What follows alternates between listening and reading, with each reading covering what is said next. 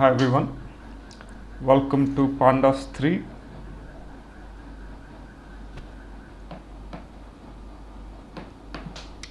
So, in this class, we'll be doing something slightly different.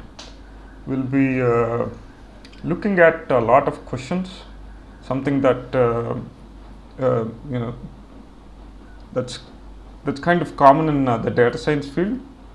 Um, so, the agenda. Once again, this might look like a lot, but I'm just like flushing out all the things that I'll be doing in this class in detail so that I don't miss out anything. So the major ones, or rather the only things, or rather the major ones that we'll be discussing, this class is about these topics. So one is about ease in.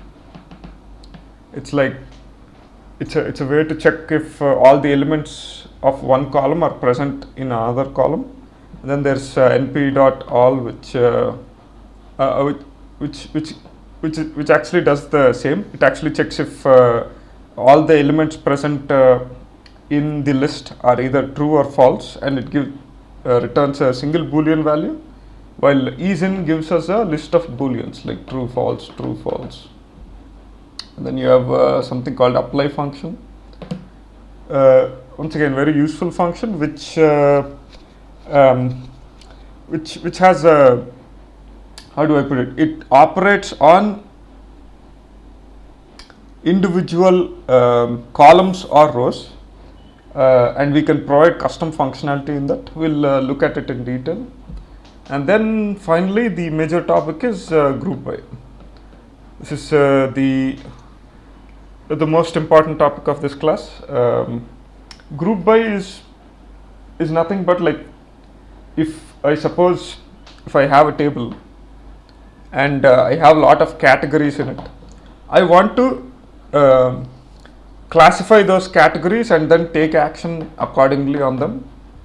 So that's the overview of what it is. That's the that's the overview. I will again we'll discuss in detail at the end. So let us begin. Let us do the basic necessary stuff like importing and things. So again, I'll be using Colab.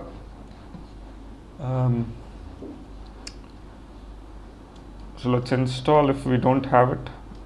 Install numpy.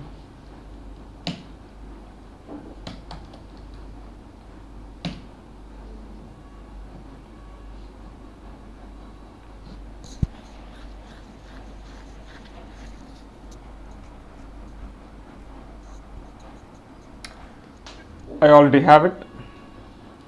So just let's just check the versions using the dunder methods.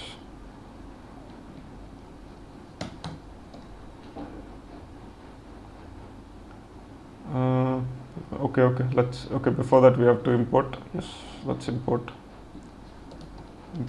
pandas as pd, import numpy as np,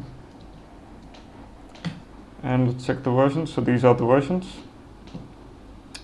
and let us load the data. So in this class I'll be using a movies data set, movies and their respective directors. So let's just so as you can see, we have the data imported.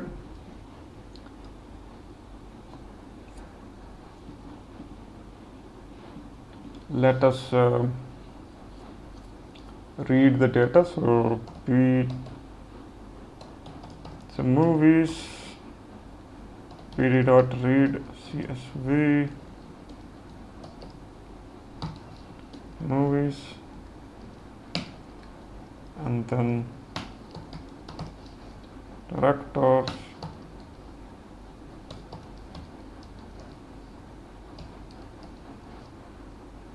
so just run it, check movies.head.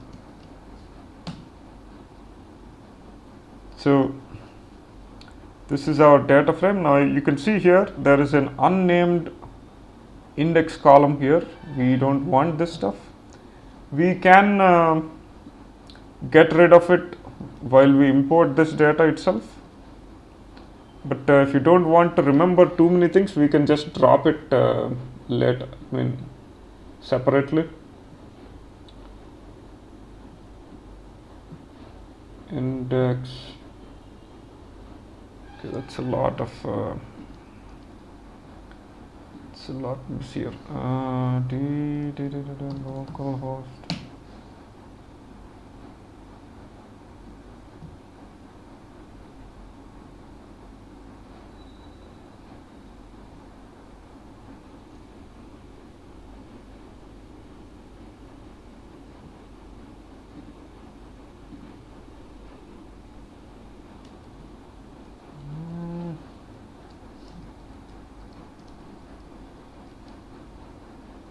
Let me check this here. This is not found. Okay. So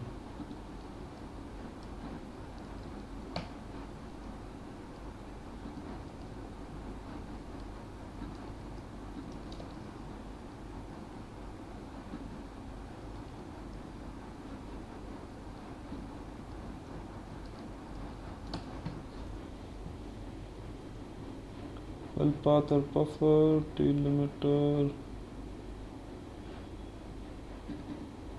I think we have to specify index column.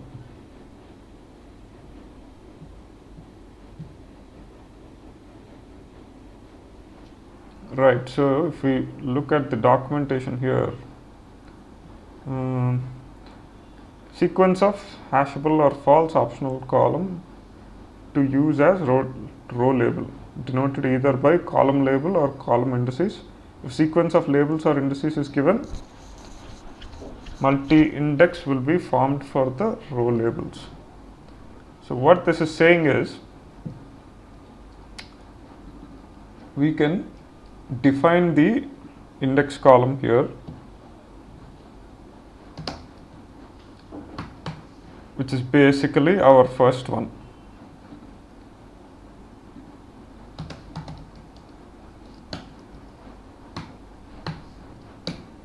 And now if we run it, you see the unnecessary index column is gone. Again, this is optional stuff. We can always do a df.drop. We can do movies.drop, and we can just specify the column name, and then we can specify the axis as well. That's also there. This is just doing it while we load the data itself. Now let's see, we will let's merge the data, because okay, let's look at directors as well. Directors.head. So we've got 3 columns. Now we will merge these 2 tables. Again, it's merge, not concat. So we'll be using a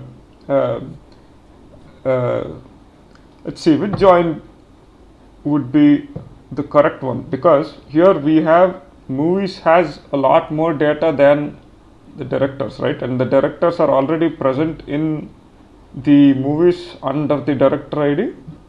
So we'll be doing a left join, because movies is the data that we'll be working on. So it will look something like movies.merge. Look at the documentation. We need a data frame. Let's see.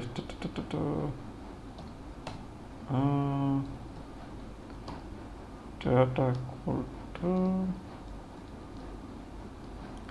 x. df equal to, let's see, data frame. Just creating a dummy data for now, just access data frame. Okay, df dot merge. So we have the arguments data frame, which is the right. So let's give it the right. Right would be directors. And how do we want to merge?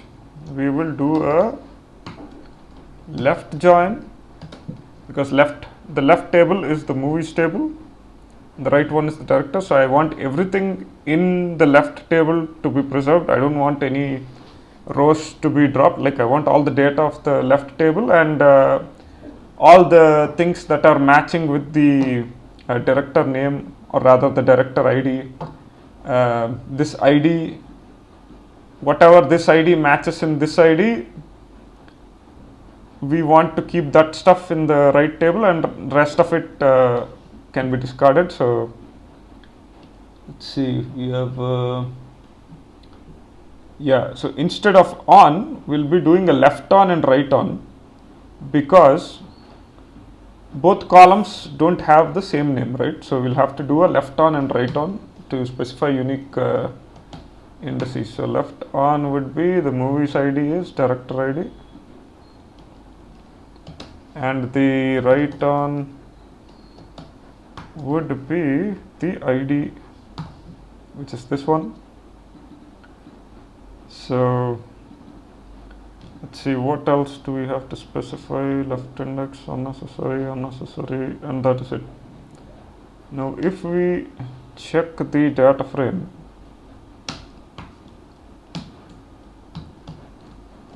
this should give us the merged data, and there it is. You see, it just created ID X and ID Y. Why do you think that is? Because there is an ID here and there is an ID here as well. In both the tables we have the same column name ID. So in order to differentiate, it automatically created names called ID X and ID Y, and ID Y is nothing but the director ID, which is useless for us because we already have a director ID here. So what we can do is we can actually drop ID Y. This is unnecessary. What else can we get rid of? In fact, director ID itself is also useless for us because we have already merged it, and there's nothing we can do with this. I mean, there's no real insight here, so that can also be dropped. Let's see. I think we can get rid of ID X as well. So it also looks like noise, but I guess we can keep one unique ID just for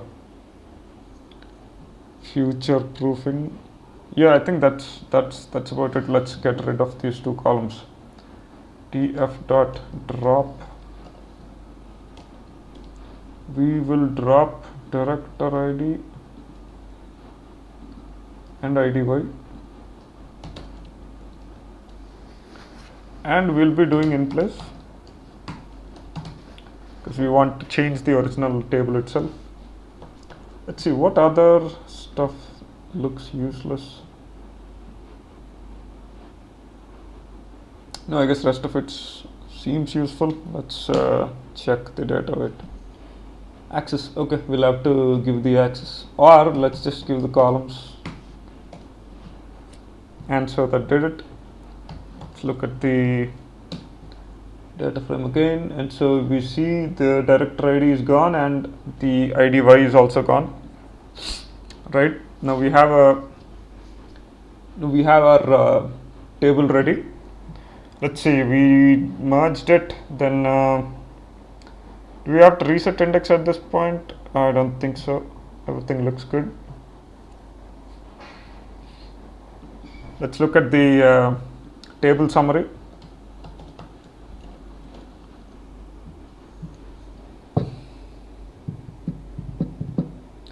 Looks like we have a bunch of ints, object types. Obviously title is string, so it's object. So month is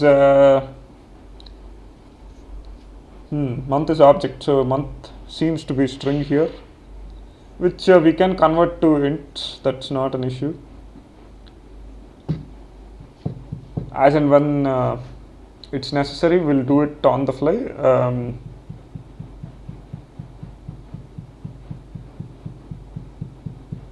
So that's our table. We have 1465 rows, and seems to be like all of them are good, excepting gender seems to have 1341. We'll see. Let's do a describe to just look at the descriptive stats.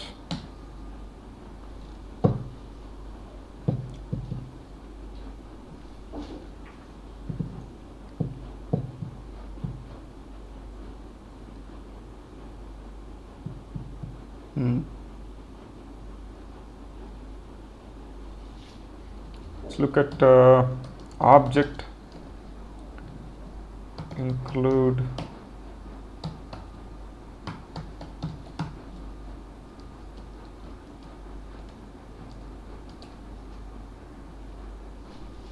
data frame object has no attribute describe.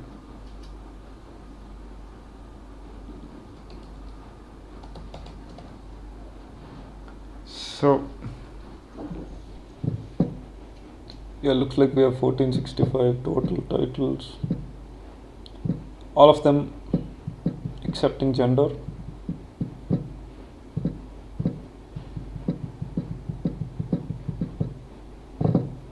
Okay, that also looks good enough. Now we'll do a small speed test with lock and iLock and the normal access. This is something I think I wanted to do in the first class, but I think I missed it. So let us time it. TF. If you do a normal access, let's just say if I want to access the budget column, it took around 2.14 microseconds.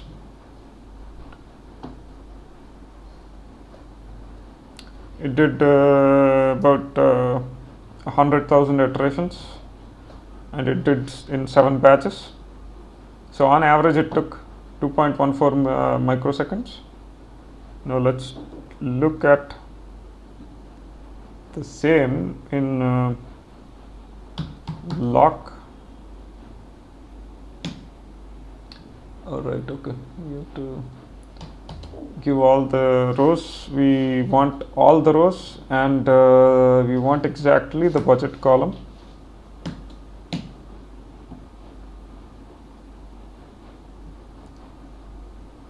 It took significantly longer. You see here 303 microseconds, and if we look at iLock,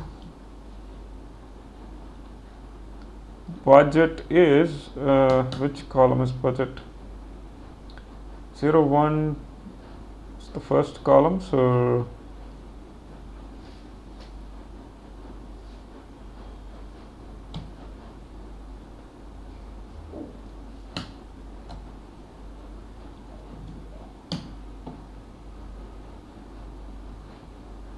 it took 190 microseconds.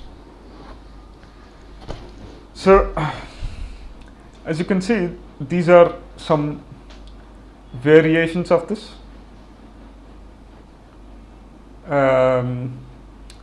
These are some performance variations, but it is generally recommended that we use lock or iLock, and I think the difference will be significant as you are accessing larger and larger amounts of data. Right now we only have like few thousand, so it's probably not that that's probably why it's not that significant, the performance.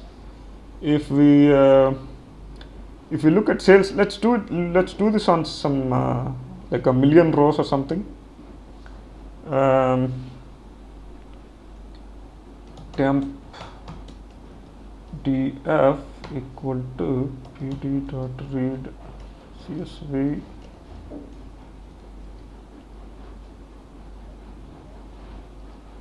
Okay, I think I have to import this this data. 1 second. So as you can see, our sales data is imported, is uploaded. Now if I access it, sales data,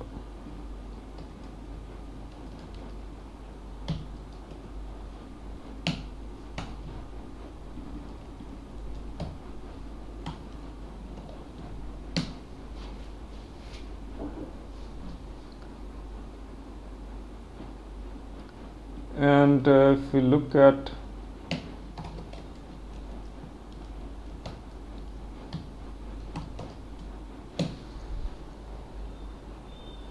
so we have close to 1,100,000 lakhs.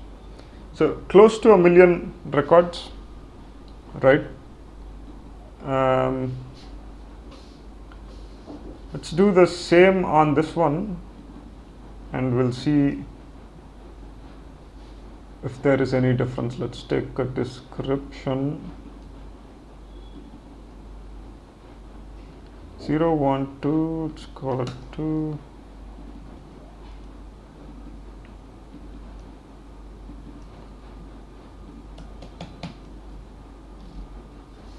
It took 2.18 microseconds.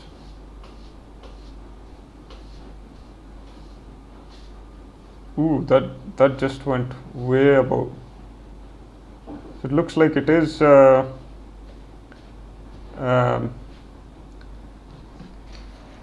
these are significantly slower.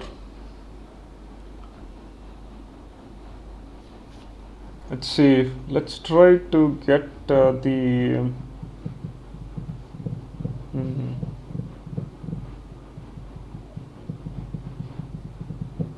Well, this is the speed test, and it looks like this is the quickest one.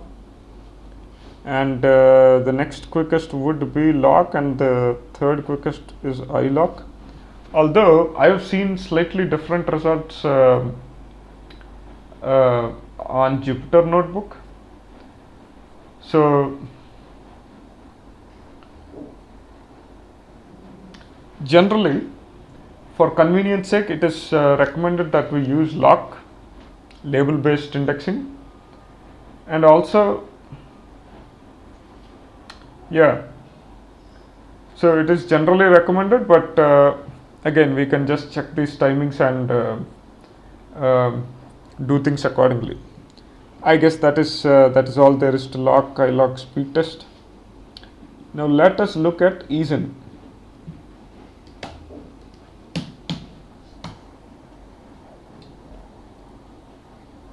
So basically, easen is nothing but we are checking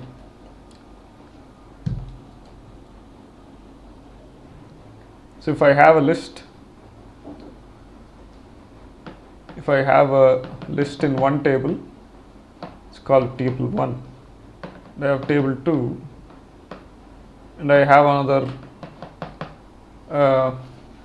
column, and these both columns have the same data, right? And easen, what easen does is it checks if this data is present in this column.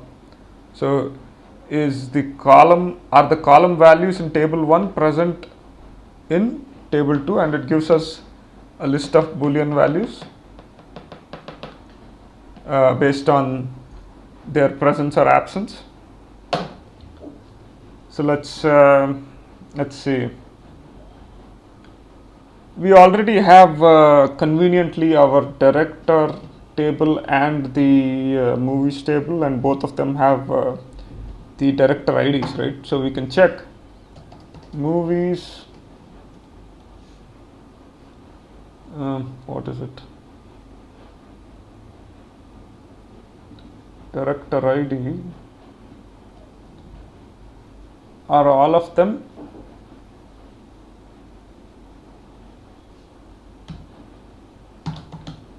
are all of them present in director's ID? Let's see what it does. So it is giving all true. Now, since this is these are position based true and false, we can use this as a mask to check if um,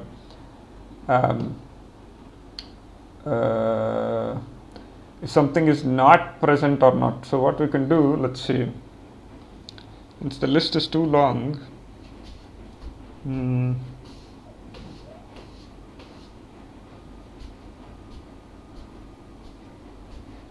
we can do something like np.all.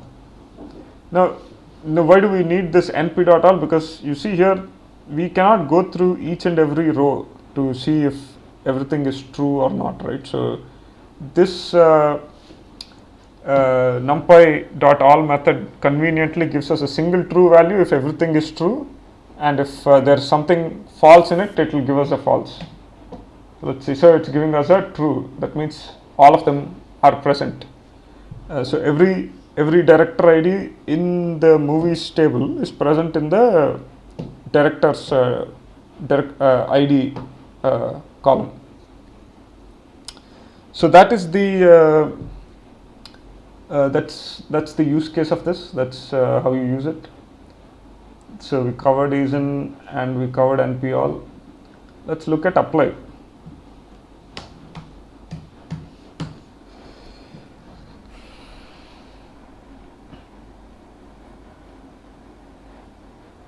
So basically, what apply does is, if you have a table and say you have 3 columns and then like maybe 10 rows. So if we give an axis, say if we give axis is 1, which is basically column wise, then it actually selects each and every column and does aggregations and transformations on every column. So let's say if I apply on a column, I want to say sum all of the values in this column, or I want to do a mean or a median, or get variance or maybe standard deviation of this column. So it automatically computes this aggregation on each and every column with just this one line of code. And if we give axis 0, which is row level, it will go over each and every record. And you can actually be selective about the records as well, because you can have like ints and floats and strings, etc., right? So you can be selective and say, I want this column value in this row and this column value in this row. So you can do an addition or a subtraction or whatever. You can multiply it with a what is it called? You can multiply it with a float. You can convert to a float, and then get a result that will create a new column. You can create a new column, and it will appropriately fill those. How do I put it? It will operate on each and every record. Let's just put it that way. I think I don't want to complicate it too much. We will see the demo that will make it clearer. What else? I think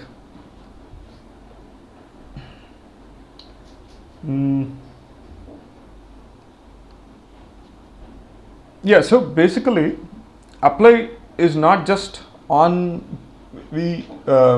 it's not just on the data frame. We can do it on a series. We can data frame series. We can do it on group by as well. We can do on group by tables, and we can also perform on moving windows. Is if you know SQL, there is a concept of cumulative sums, which I will again discuss in detail. So this is these are the topics that we'll cover in group. In apply. Let's look at the first one.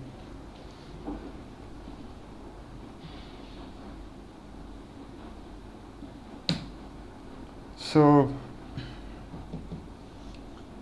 df dot. So let's do it on the data frame level. df dot apply. Okay, before that, let's look at our data once.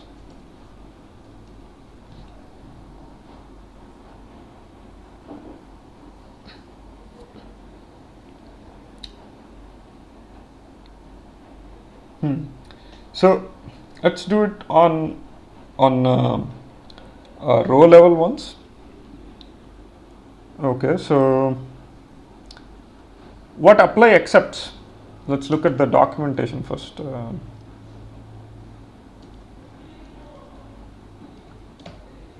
So what arguments does apply accept? The first one is a function. So it takes function as an argument.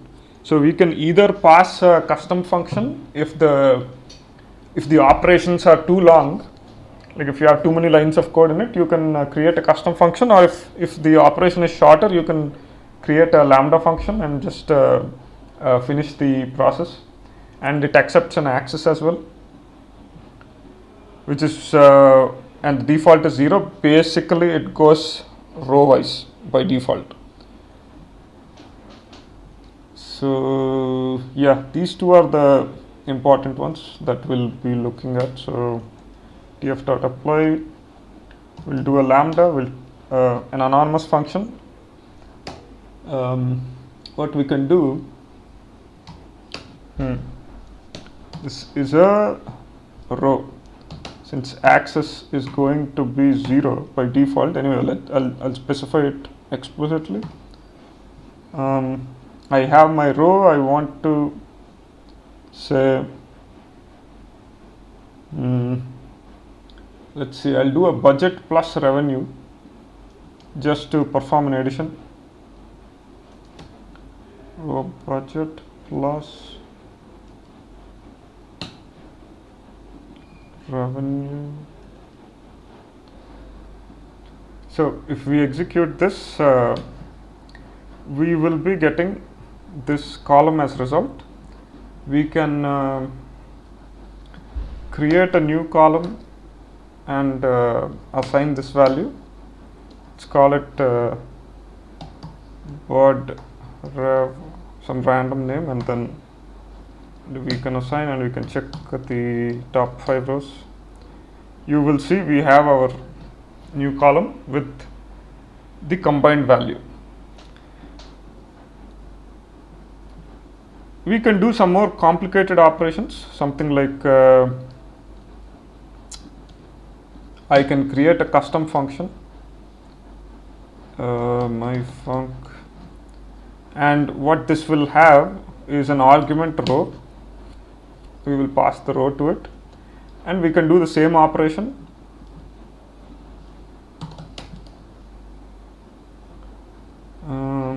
And then pass the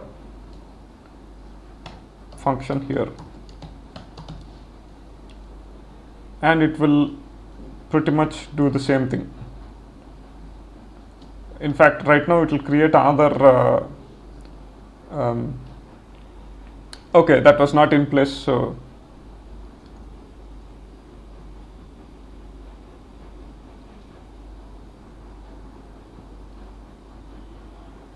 no, rather it just replaced the old column. Let's try to give it a different name. And you see here we have our new column with the exact same data. Now let's do this on column level. So we can do something like df.apply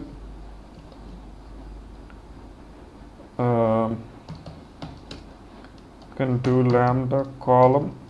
Now we are operating on every column. Let's just give our access, which is basically access 1. So this will be access 0. So if you see, NumPy and Pandas has slightly different way of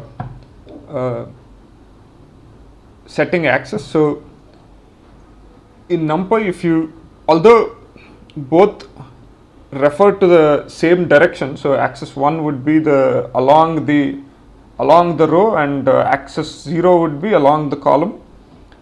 But the way it considers is slightly different. So if you see here, if we set it as axis 1, the what it's considering is the rows. But if we set it as axis 0, it will consider it as columns. It's no longer just the direction, it's also the values it's taking. But in NumPy, if you see, the direction might be this, if it is 0, the direction might be along the columns, but what it refers to is rows. And NumPy axis 1 is, again, the direction is correct, is the same as Pandas. It is along the row, but what it refers to is the columns. So that's one thing that we have to remember. So right now what we can do is we can try to do some aggregation on each one of these columns. Although we will face an error, but let's try to get the maximum value of each of these columns. We'll see what will happen. It is saying not supported between instances of string and float. So what we'll have to do is we'll have to create some logic to avoid all string values. Now that is going to be right.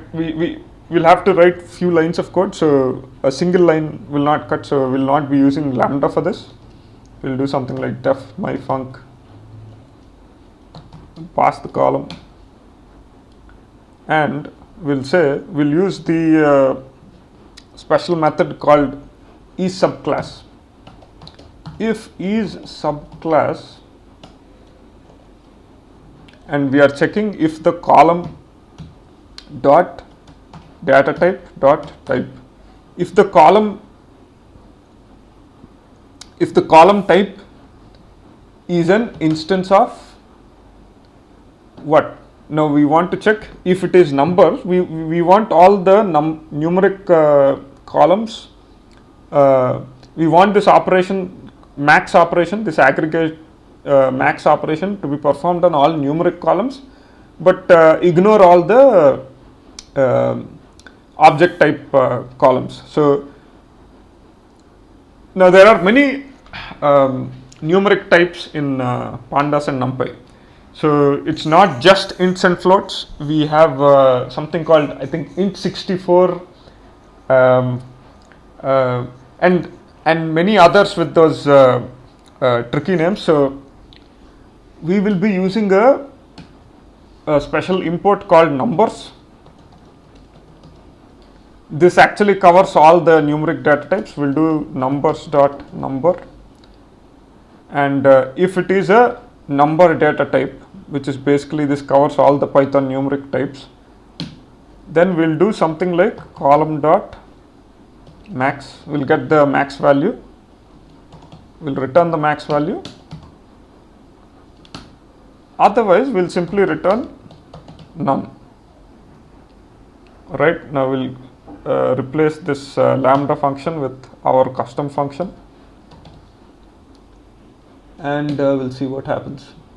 So as you can see, it is giving us max for all the numeric types. So we have ID, we have budget, popularity, these are all numeric types, and title it set it to none, nan. Now you see here everything became a float. All of them are, even though if you look at the IDX column, df IDX D type, if you look at the data type, it's actually an int64. But if you see the data type in this one, df2, let's call it df2, and we'll do a df2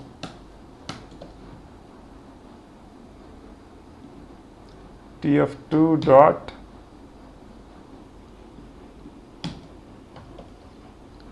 do a df2 we'll get the first value.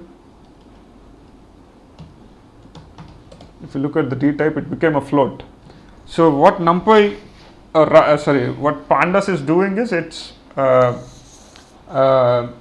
when it does this apply operation, if if we are doing it on table level, even though we are touching individual column, even though we are doing a column level operation, since we are performing it on the entire data frame, Pandas falls back to the safer option and automatically converts all the numeric types to floats, and all the none values automatically become NaN, because that's the null value in Pandas and NumPy. NaN is not a number, but that applies to object types as well. Okay, let's do apply on series.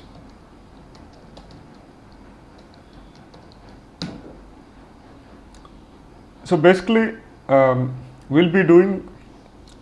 So what apply on series does is it takes in. So series is just a vector. So it takes every element and applies this whatever function that we pass. It operates on each and every value of this series. So let's look at our data frame once. Dot head. We have let's do it on budget. So you can do something like TF budget, and maybe we want to let's say we want to correct this budget by adding or we can convert it to floats as well.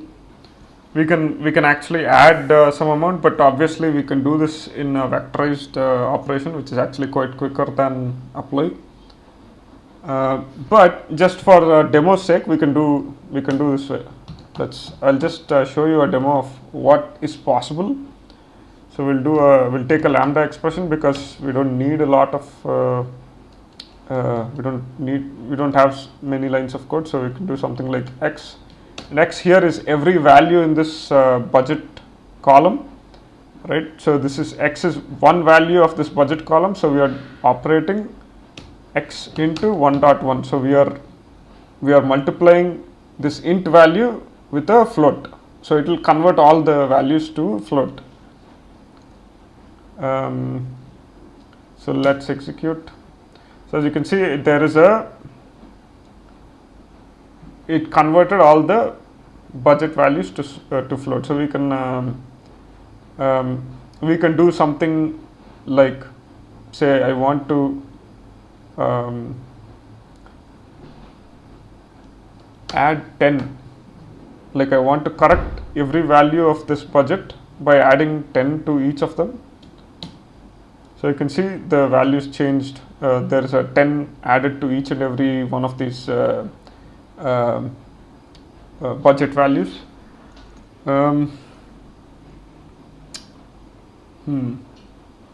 Let's see. So yeah, that's just a brief overview of apply on series. Now we can do something called apply on group by as well, but I guess that would make more sense when we see it in the group by section. So let's do it here. I'll skip that here for now. Then we can do apply on rolling windows. So rolling windows, the concept is cumulative. We can do cumulative operations on these windows. Something like, so we have two methods, which is basically one is fixed width rolling window, and one is an expanding rolling window, which is basically something like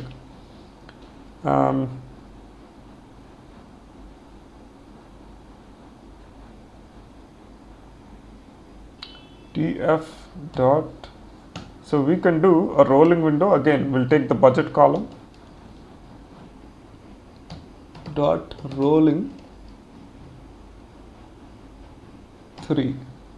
Before that, let's look at the documentation. df is called x. Object rolling not found. Is it rolling window or?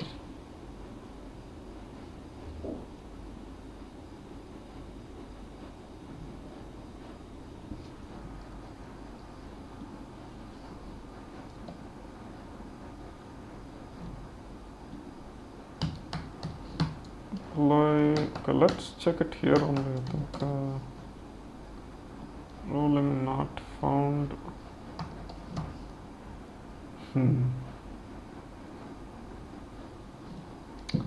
I guess pd dot rolling. Okay. Guess it's data frame probably.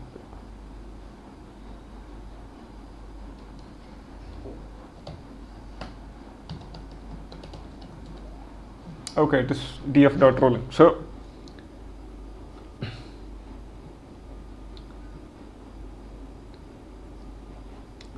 it takes in a window, and window is, we can specify either an int or a time delta or a string. We'll be looking at int for now. In this one, if you see the I passed 3, which is basically I want to let's say I want to apply, or rather I want to find the max let's say the maximum budget that got allocated within the past 3, say, movies in this sequence. So I want to know in this column, and this column. So 0, 1, 2, I want to see what is the maximum in these 3, within these 3 fixed columns. So I do an apply, I'll take a lambda x, I'll call it instead of x, I'll just say vals. I'll do a max on these vals, or rather I'll do an average, I'll do a mean.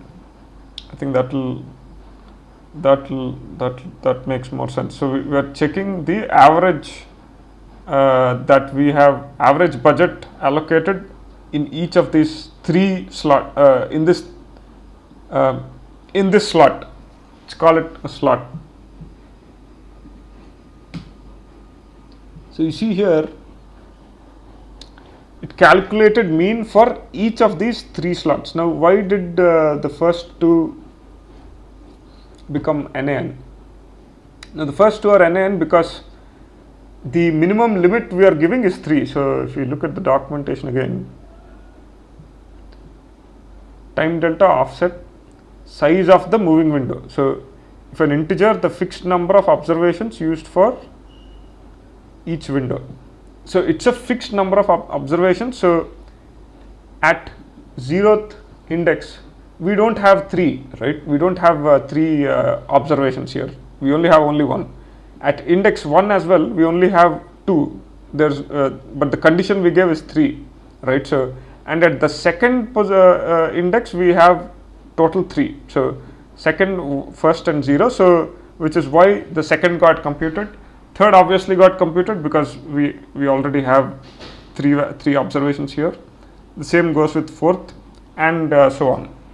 Now if you set it to 5, you will see that the first 4 are set to NaN.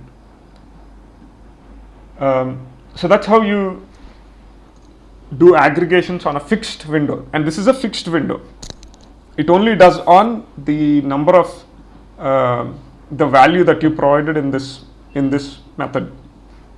Now if you want an expanding window, like suppose I want to find the average of all the average budget of all the movies starting from, from the beginning. So let's say I'm going over, I guess it's easier if I explain it on the notebook. So suppose I have my budget values, so 1, 2, 3, 4, 5, 6. So what fixed window does is it takes 3 values, 1, 2, 3, and then it goes to the next row and then takes the next 3 values, 1, 2, 3, third one. Then it goes to the third row and then computes the next 3 values, which is again 1, 2, and 3. So it does operations on these 3, on these 3, on these 3, so on and so forth. So you have a fixed window. What an expanding window does is, if I have, say again, 1, 2, 3, 4, 5, 6, 7, so the operation begins at index, let's say the first value, and then it computes the aggregation on the first row. As it goes to the next value, it takes the previous row and the current row that it's doing, and then as it goes to the third row, it will compute again from the beginning the average. So the average of these 3, then if it goes to the fourth row, average of these 4, fifth row, average of these 5, sixth row, average of these 6, seventh row, average of these 7. So that is an expanding window. So the size is not fixed here. As it moves forward, it cumulatively does the aggregation on all the columns it has already covered. So something like, we can take the same, we'll take the same example. So this is a rolling, this is expanding window, budget, let's call it expanding. We don't pass anything for this. And if we do a mean, so it has computed for all of them. I guess it's better to take a simpler example so that it's clear for this. So we'll do something. Let's create a data frame, custom data frame, data equal to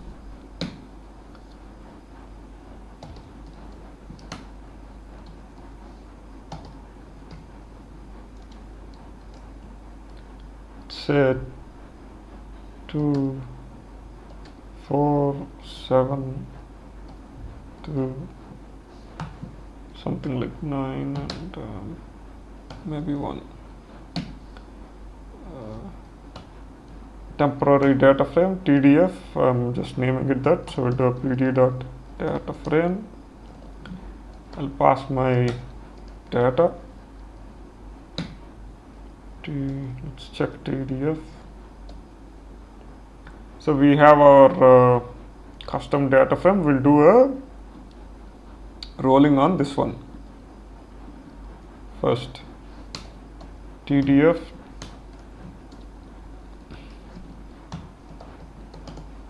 rolling. We'll do a, again, let's check the fixed window of 3. Then we'll do an apply. Lambda val, basically vals, because these are 3 values, right? So we are computing on all 3 values. Vals dot, let's do a sum. I think sum is easier to understand.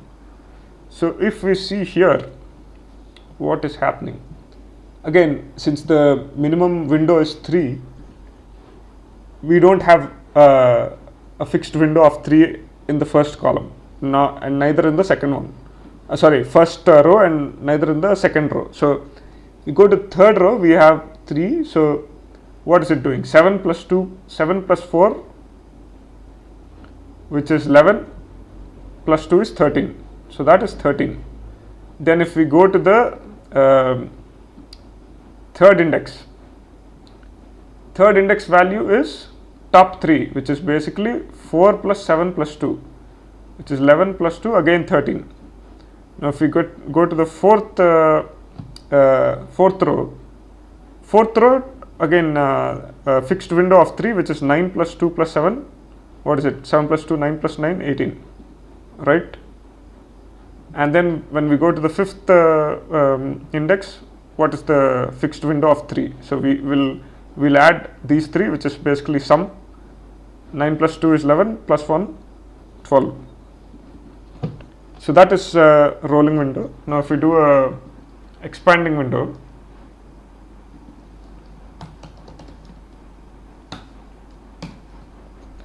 what is happening in expanding? So you see here,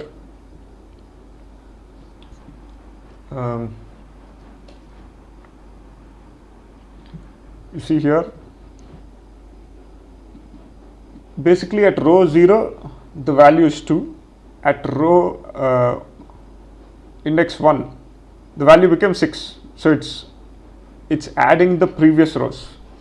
So 4 plus 2 is 6, then at second index you have 7, which is 7 plus 4 plus 2, 11 plus 2, 13, right? And at index 3 we have 15. Why is it 15? Index 3, it's basically 2 plus 7, which is 9, plus 4 is 9 plus 2 is 11, and plus 4 is 15, right? And at index 4 the value is 24. So why? Because it's adding all these values, which is 9 plus 2 plus 7 plus 4 plus 2, that's 24. Again at index 5 it's doing the same, it's adding all the previous values, 25, because 24 plus 1. So that is how you compute, how you do an apply on rolling windows. It's basically cumulative sum. If you know SQL, in SQL you have window functions, like you can do something like select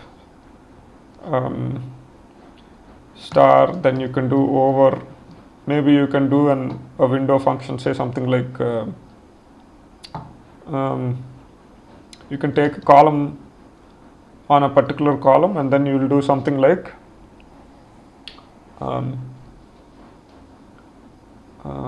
select from table. Okay, before that, okay, so column, then you have to do over select. Wait a second. Okay, you do an aggregation first. So you can do something like select max on column,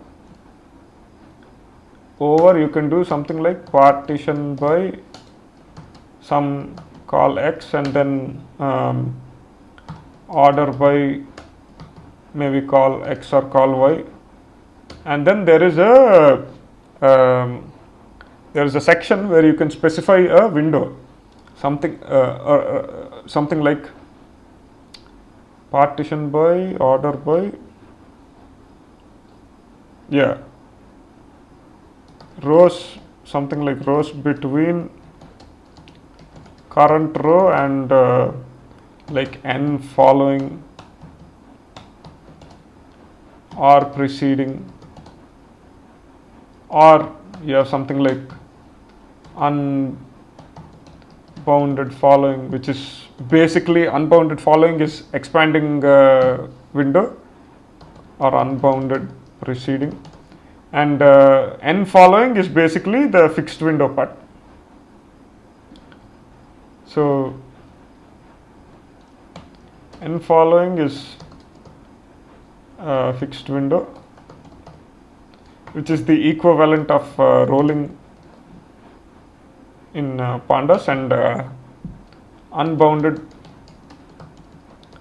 following, actually it's following or preceding,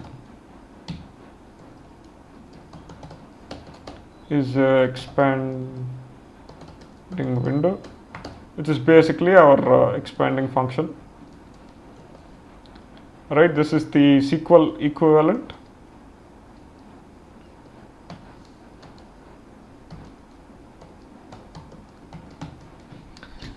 So that is all there is to apply. We'll look at the group by apply. In group by, which is exactly right now, we'll see what group by is.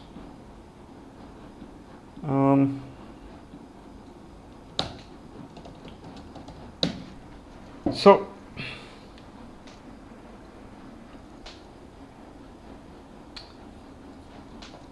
I guess it's better if I take the notes.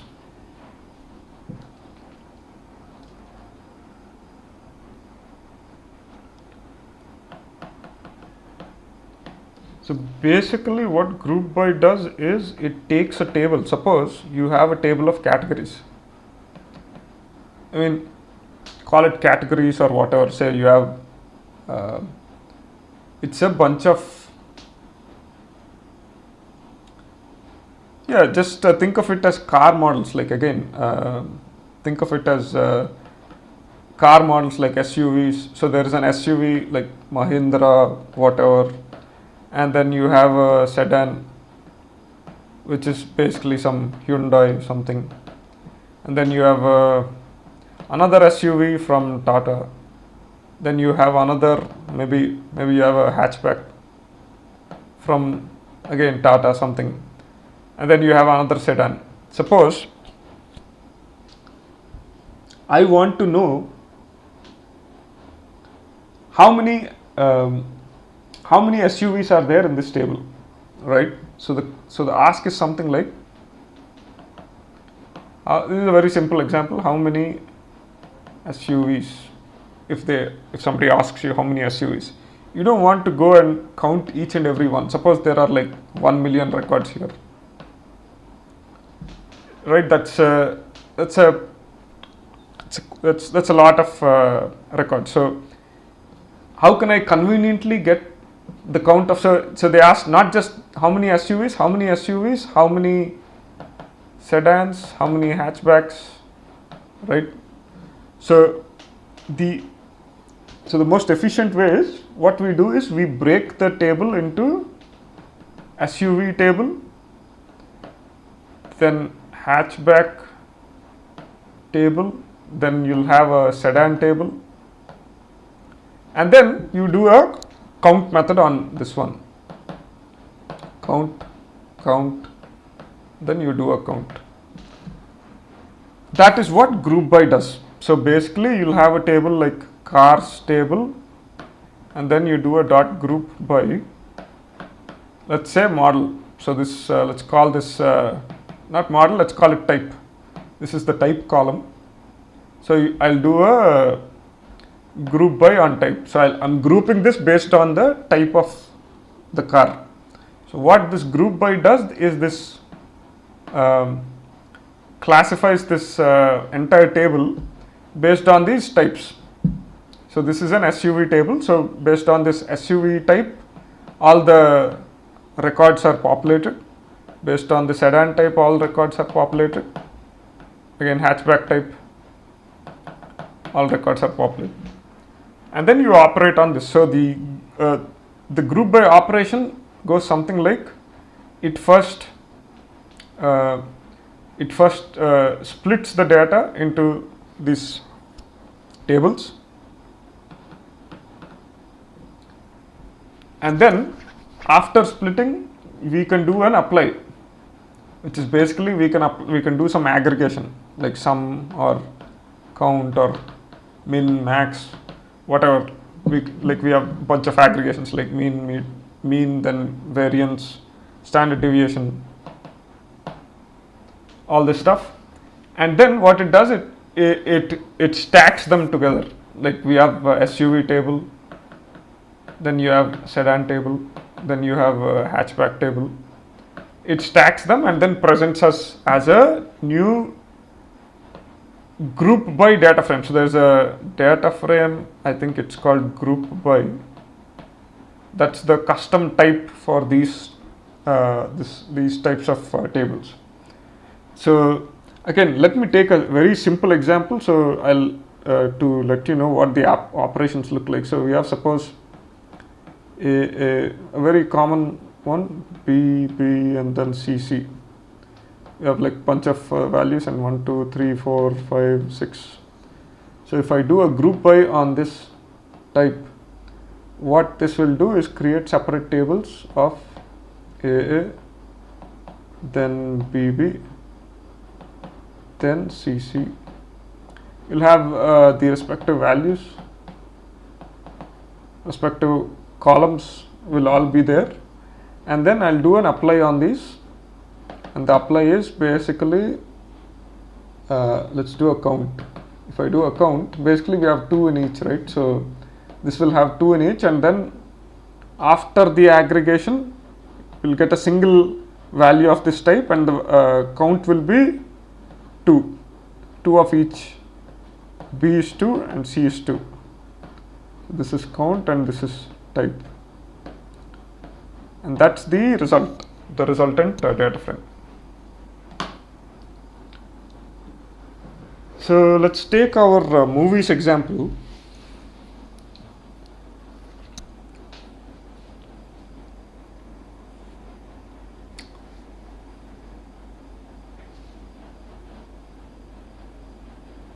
Yeah, so in the movies example, what we'll do is let's group by directors, which is basically director name.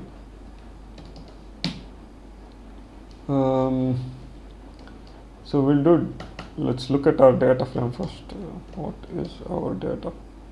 So we have our data, we have data frame. Yeah, let's before that, let's drop this these 2 unnecessary columns. df.drop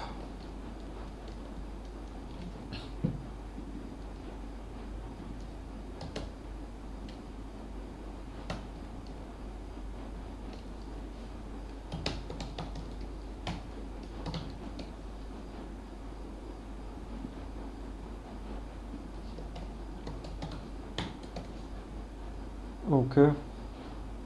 Let's run this again.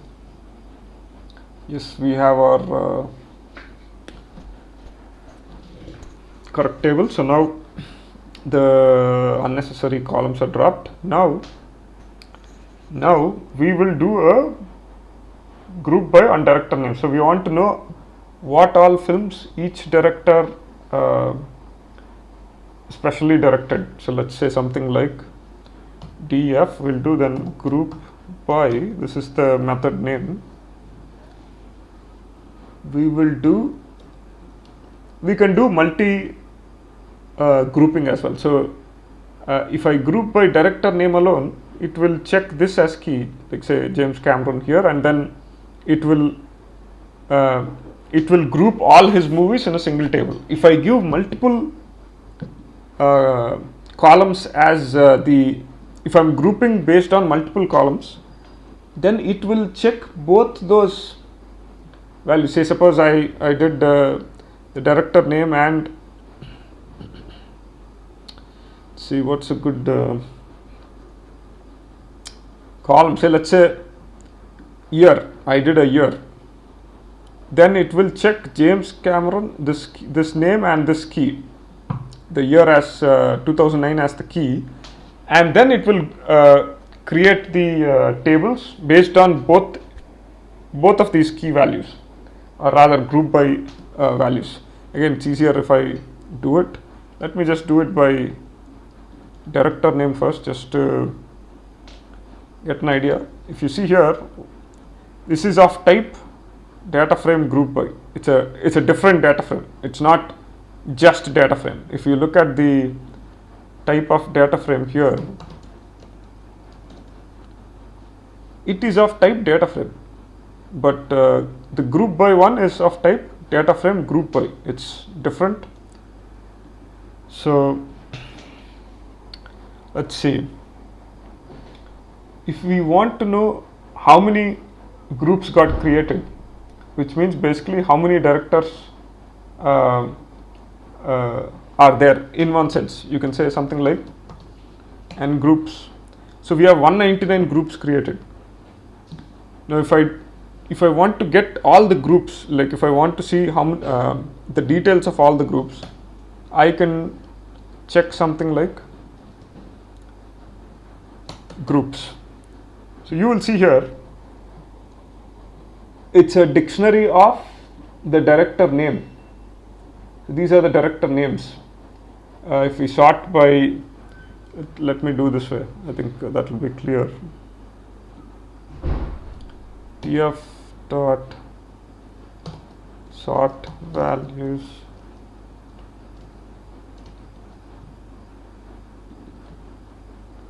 do a director name. Yeah, by default it's ascending, so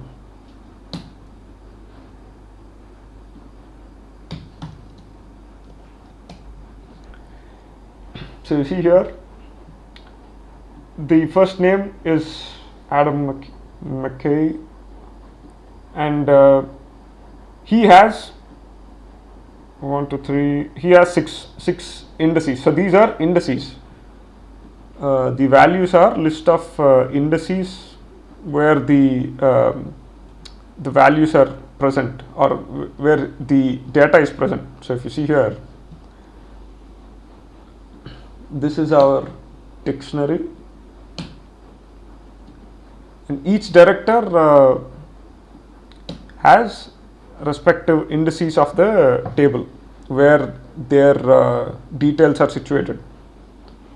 Now if I want to access them, obviously since this is a dictionary, I can just do something like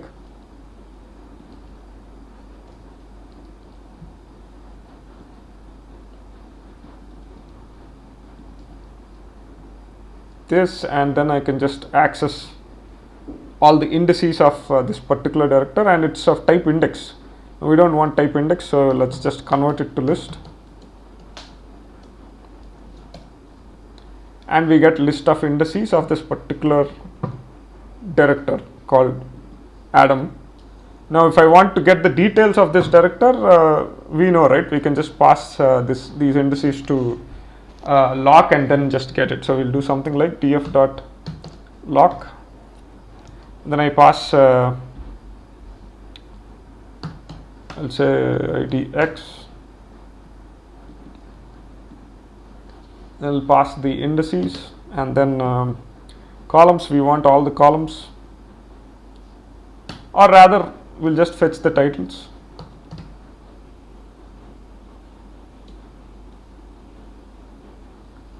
Maybe the director name as well.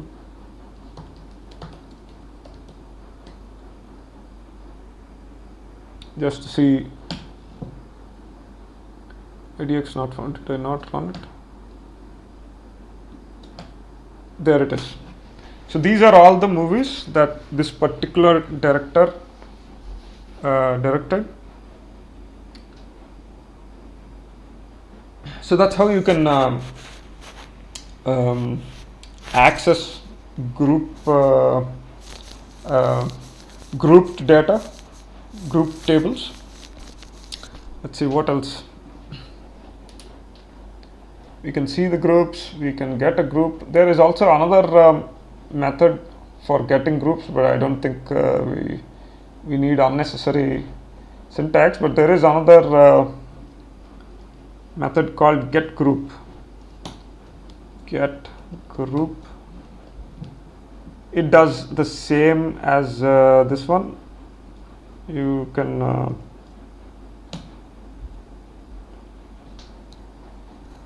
so as you can see, this directly gets us all the details of this group. So that is how you access stuff.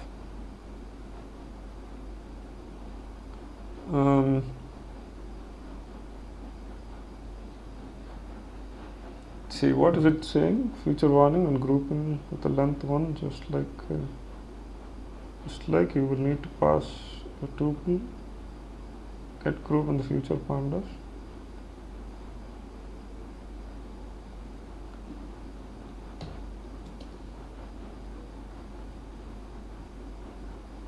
to silence this one.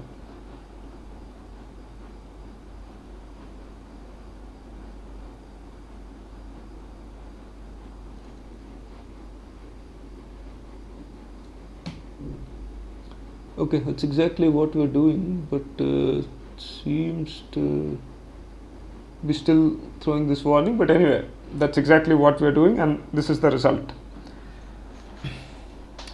Now let's look at apply.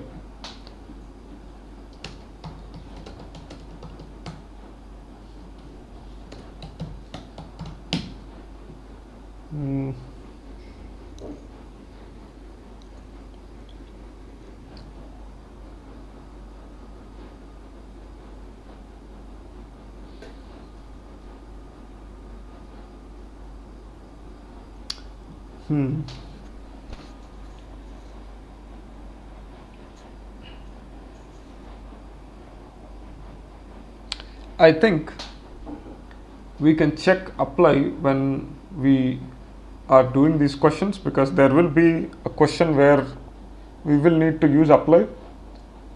But basically the syntax again remains the same.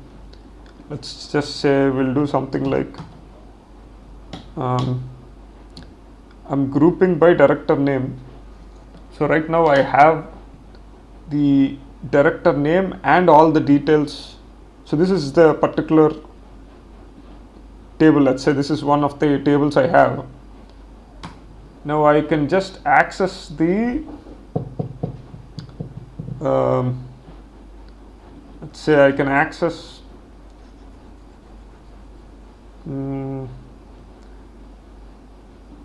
let's say I want to know his highest rated movie. So let's say I'll do vote average and then I'll do an apply.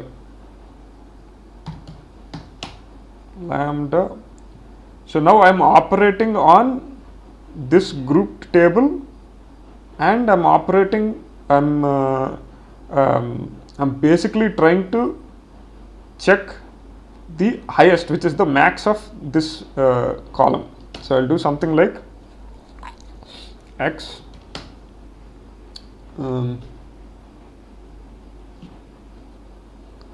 or basically we'll just do np dot max.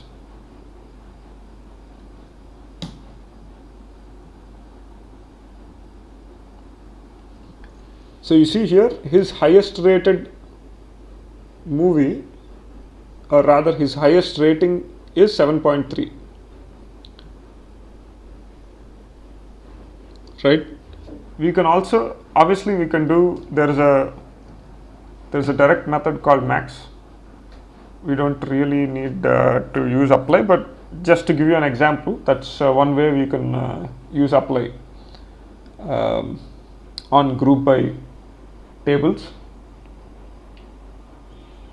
Let's see what else.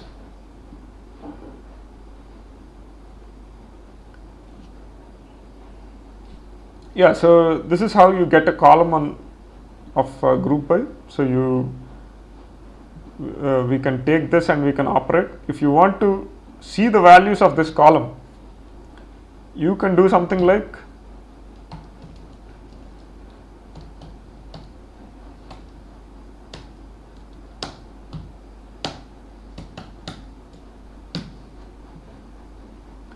if you do this, then you will see all the I'll do a top 20 just to, you'll see the group by table directly. So if you remember the operations, it will first split this table based on director name. So this is one table, right? This is one table, this is another table, this is another table. Now we didn't do any operation here. We are just simply, like we are saying, just get me the value as it is. So it did this apply and it got the value as it is, and then it stacked all these tables, all the group by tables, one over the other. That is fundamentally the operation, the flow of operations. We already did an aggregate on group by just now. We saw np dot max, right? We got the max rating on that on each of these grouped tables.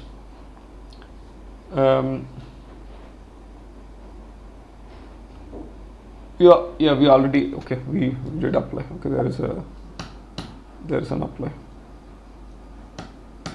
We just saw apply as well. So that is basically grouping,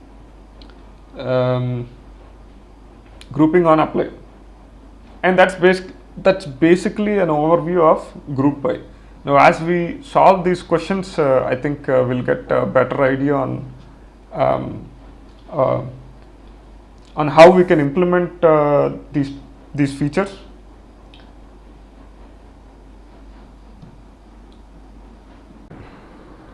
Now let's look at the questions. So we'll be doing, let's take up the first question. So it's asking convert budget and revenue to millions. So if we look at our data frame, so you see budget and revenue, the size, the numbers are too large, right? Like this is very hard to comprehend immediately. So we'll convert it to millions so that it's easier to read. So we can do something like df. I'll select both the columns, budget and revenue.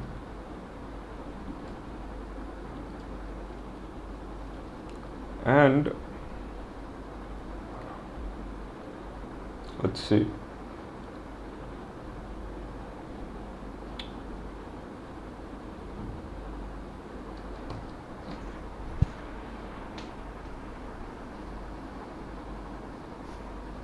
We can do something like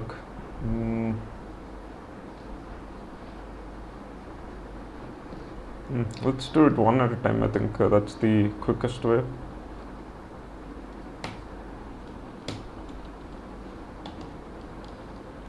Budget, and we'll do something like budget by 1 million. So we'll convert it to millions, which is 1, 2, 3, 4, 5, 6.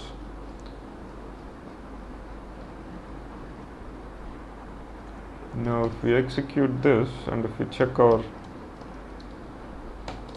data, you see our budget got converted to millions. So this is 237 million. The same thing we'll do with revenue.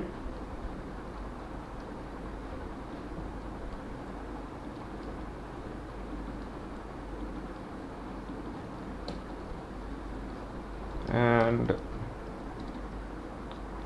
revenue also got converted to millions. Now let's look at the next question.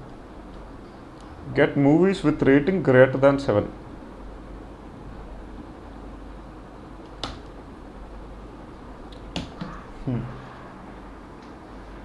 So when they say rating, we are talking about vote average. So we'll do something like, so we want to get all the details of the movies, or we can just get the titles. Yeah, let's just get all the details of the movies for now. So we could do something like df.lock. So I want all the rows, and I want all the rows, but I want the details greater than 7. We can do something like df vote average. We'll create a boolean mask greater than 7. So if you see here, we got our boolean mask, and then we simply have to pass this to our data frame, and we get all the data, all the movies which have rating greater than 7. Now the next question is, get movies with rating greater than 7 and or are released after 2014. So this one we can do something similar. So we'll take the same, we'll add clarifying braces, and then we'll do and released after 2014. So we have to check the year. What is the year here? Okay. So we'll do DF year after 2014, so greater than 2014. And that should give us, so you see the rating is greater than 7 and the year is 20 after 2014, which is 15, 16, 17. We can do, if we want to get an OR condition, which means it should either be vote average greater than 7 or it should either have the year greater than 2014. So that is how you do an OR condition. So either this or that. So the AND is this and this. So both have to satisfy an AND. In OR, either one, if either one of the conditions satisfy, it is still considered. We still select that row. That is that one, and we'll then go to the next question. Find movies released on either Friday or Saturday. Again, pretty similar. So we do for the day, we go for the day.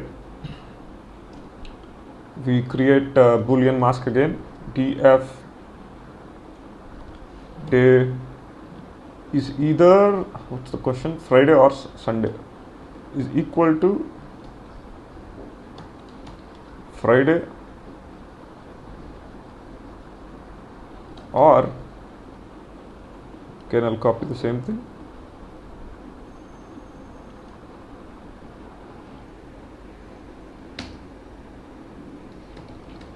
But before that, let's see what let's look at all the days that are available. So DF day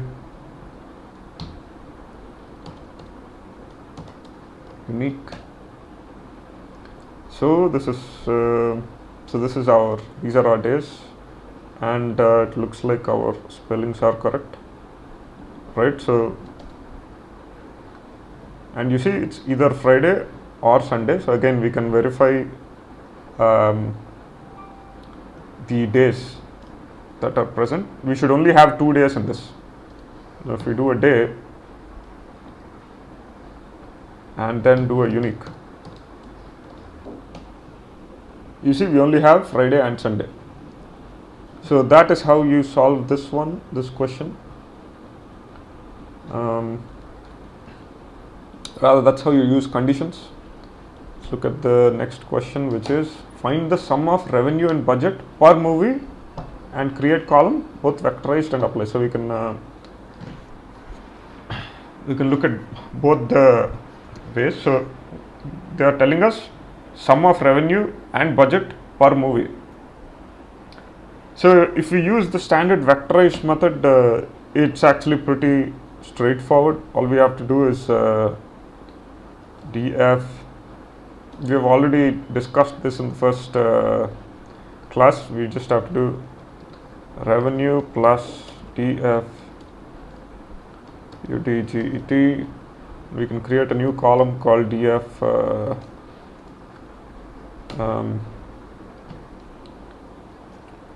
let's say, let's call it money, and if we do this and check our data frame, we'll see we have our column. We can do this with apply as well. It's slower and unnecessary, but that's one way we can do it. So we can do something like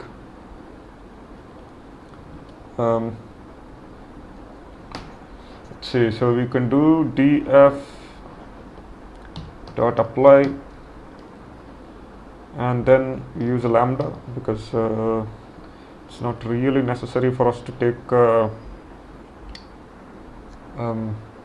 to create another function. The code will be pretty short, so we can do something like so we have to operate along axis 1.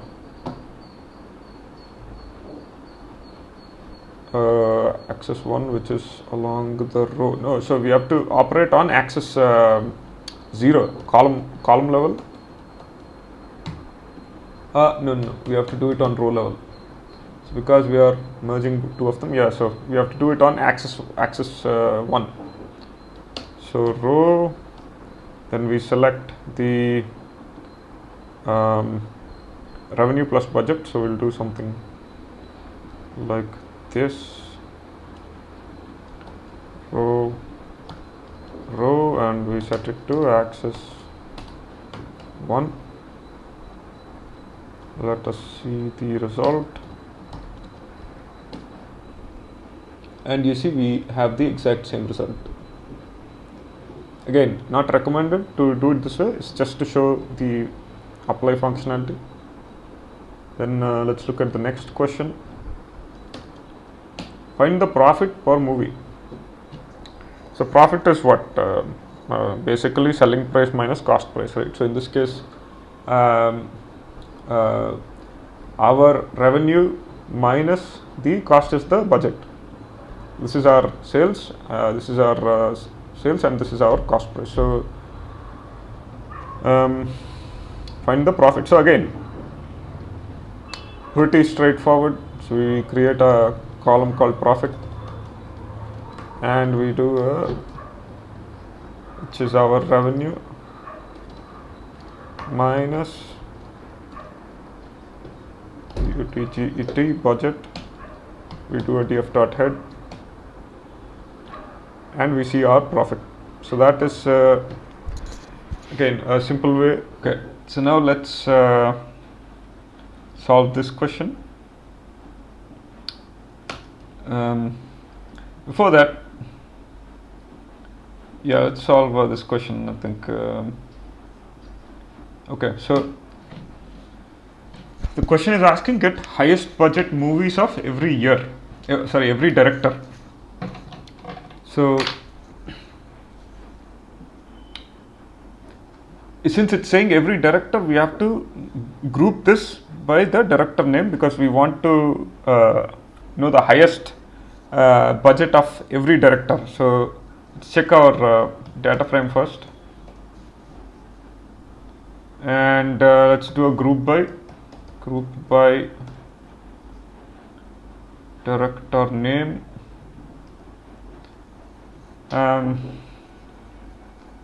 Let's check how many groups it's creating.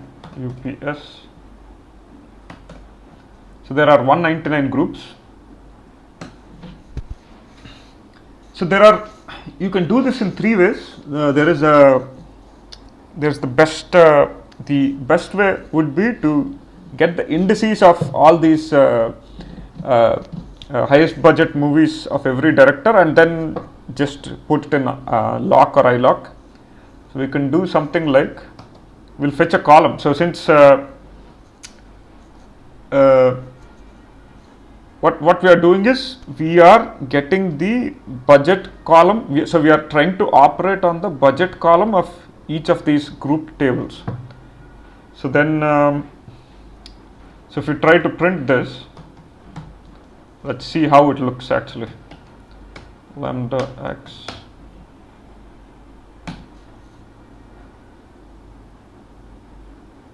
You see here, it is giving us the director group and the respective values of that group. So these are basically all the groups stacked. Since we didn't do any operation, this is how we'll get.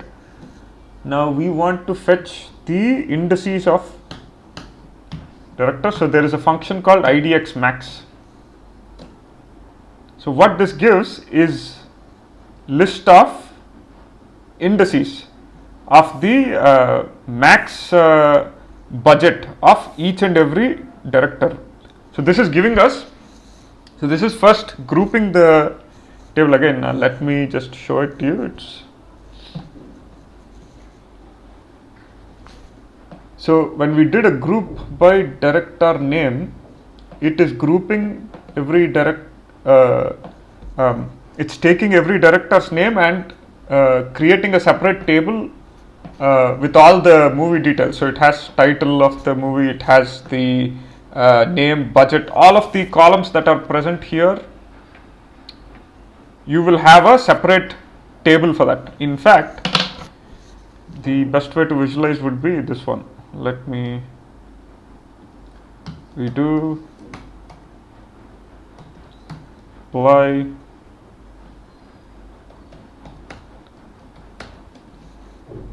so you see here let's do a head 20, top 20. Every director is or rather every director's movie details are grouped in a separate table. So this is belonging to this director, this table belongs to this director, so on and so on. Now what IDX max does is it checks the maximum value of the budget that we are operating on. So since we are operating on the budget, we are taking the budget column of each of these individual tables. So we are operating on the budget of each of these tables. So there is budget here, and we are saying get the max of each of these tables. What this gives us is the index value. If you remember a few moments ago we discussed, right, what grouping does.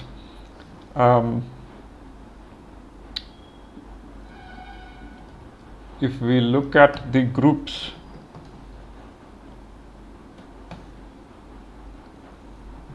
it has bunch of indices. So IDX max fetches the max index based on the budget, or rather max budget's index it gives us. So now let's check this one, and it's giving us, so the max budget is at 176 for this director.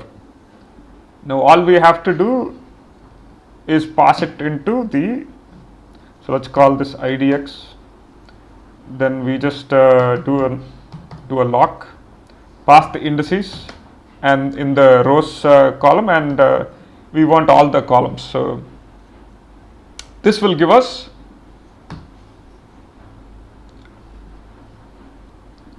basically this will give us highest budget movies of every director.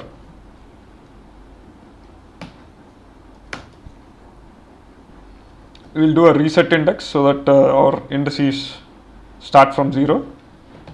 You will see there are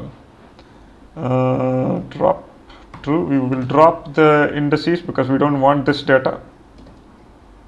So you see we have 198, so total 0 to 198 to 199 rows. That's how you get the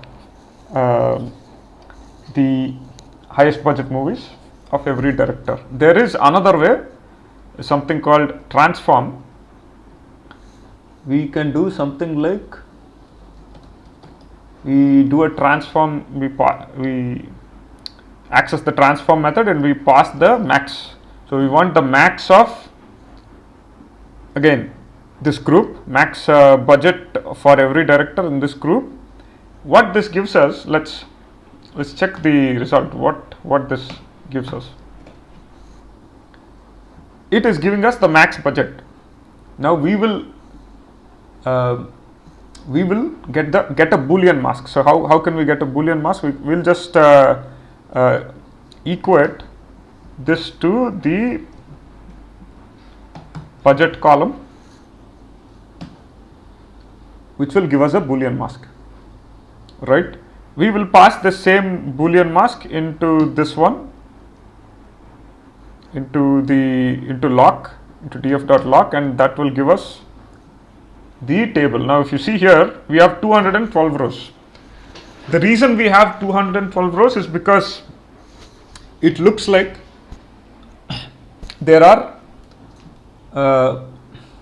multiple values for a particular director. So say suppose there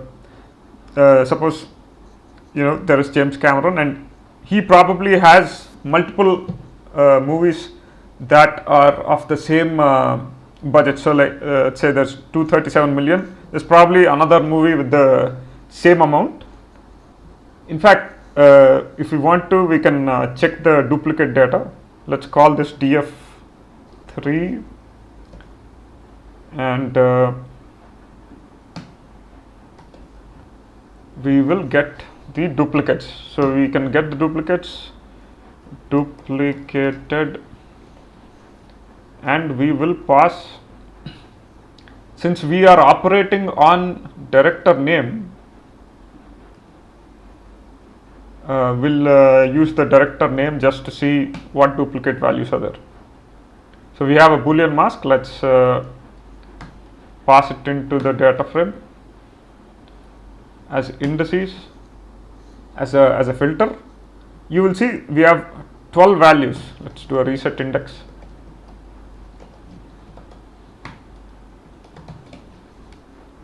You see we have 12 duplicate values, so it looks like yeah, these are the duplicates. Now what we can do is we can just drop these duplicates. We don't need these.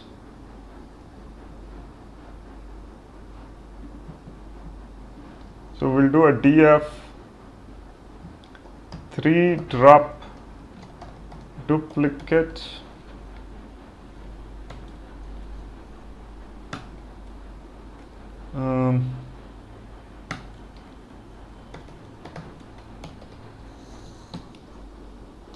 And you see we now have 199. So IDX actually by default gets us the unique values alone, not this one, this one. So this is actually quicker, this is the fastest solution. This also gets us the unique values in this using that condition. Now there is another way of doing it, which is our usual apply way. We can do an apply on this group. We can do something like we will operate on the entire data frame, and we'll do an apply on this one. We can do something like, this will be a bit longer, so should do something like GDF. This is group data frame, since you know, right, the type of this. If you look at the type of this,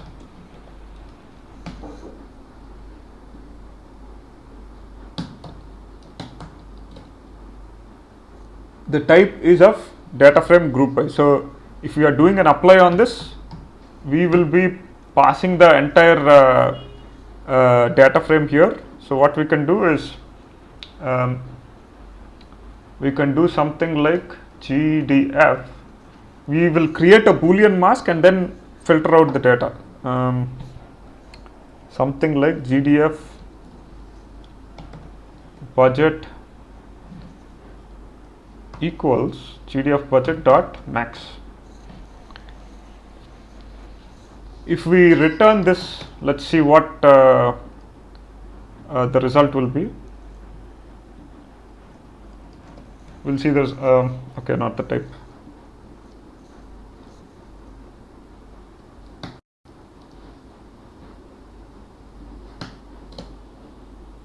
You see we have list of indices. Now we can pass this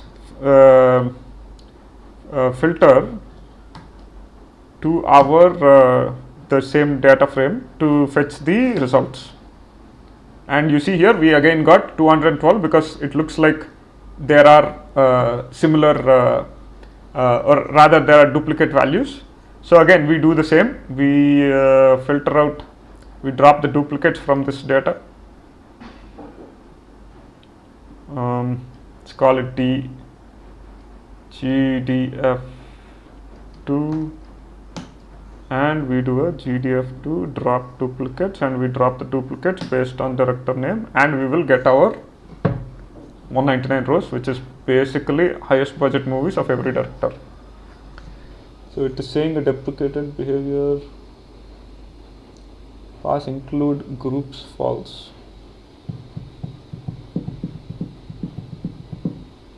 To exclude grouping, explicitly select grouping columns. Okay.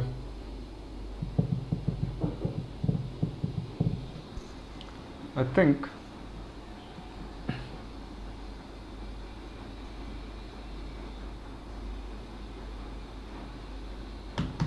I don't know if lock is possible here. We want all the rows and all the columns. Has no attribute lock. Okay. Not here. So I guess we can pass this argument. Where is it? Include groups false. But I think this will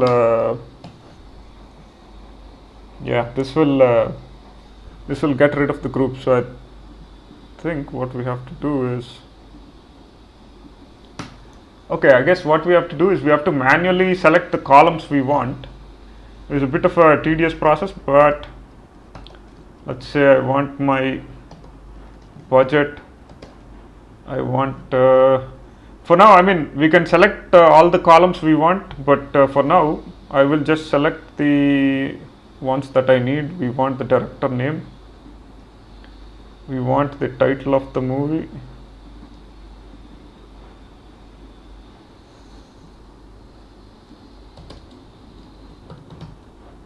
and let's see.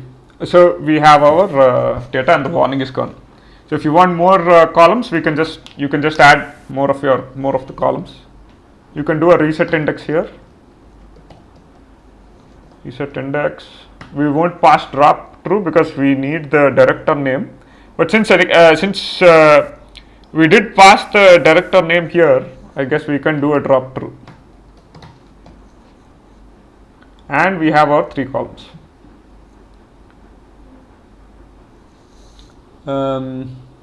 Drop to we have exactly 199.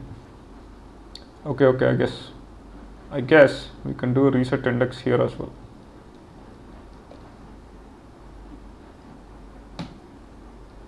And we have 199 rows. So that's how you get the highest budget movies of every director. Now let's look at difference between lexicographic and alphabetic ordering. Before this one, I think count of movies by each director, filter directors.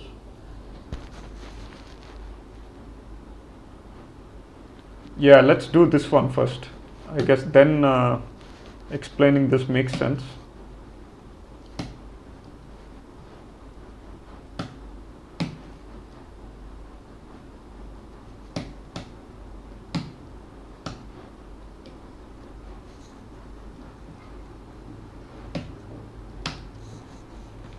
So find the top 5 movies, do this on string column to sort data from lexicographically. Okay, this is every director. So let's see, find the top 5 most popular movies. Let's look at our data frame first. So there is a popularity column and most top 5 most. So we have to do a sort in the ascending order, right? So we'll do a df dot sort values. Look at the documentation. Sort values by the index label, and we can specify the axis, and then there is an ascending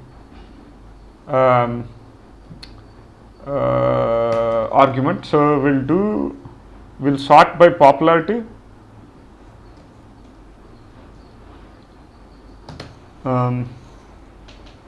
then we'll do ascending false. So if you see here, these are the most popular movies with the highest value, 724, right? what is the question? Find the top 5 most popular movies and then do this on string column to sort lexicographically. So top 5, so we will do a lock. We need 5 rows, so 0 to 5, and 5 is inclusive, right? But you see here, okay, this is a great example to show the one of the edge cases here. Let's take all the let's not take all the columns. I mean, yeah, okay, fine. Let's take all the columns. You see here, what is it? We asked for top 5. Why did we get 1, 2, 3, 4, 5, 6, 7, 8?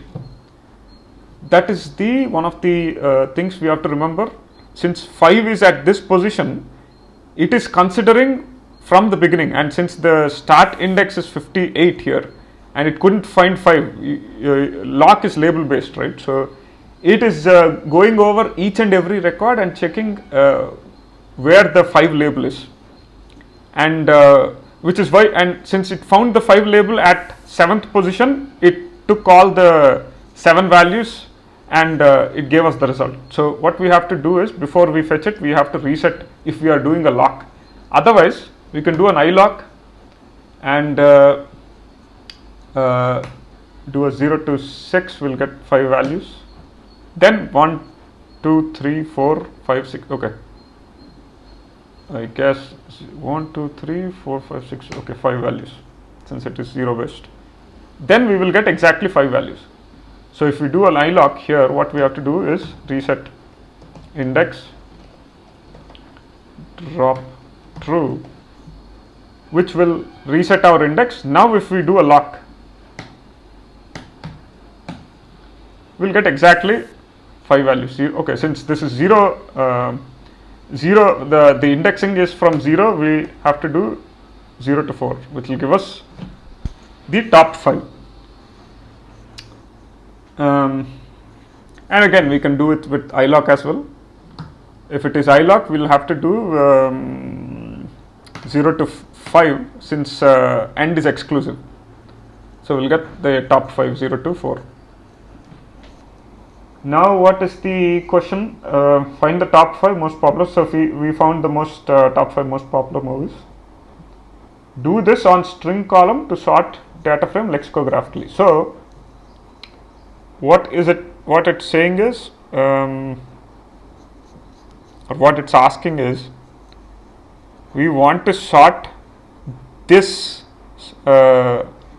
these top 5 based on, let's say title, right? We'll do a lexicographic sorting of this data frame, top 5 most popular movies, lexicographically. So a df sorted, let's call it df sorted.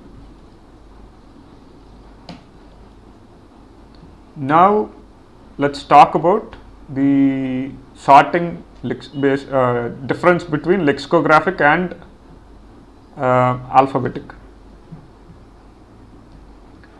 So when we say lexicographic, or let me begin with alphabetic.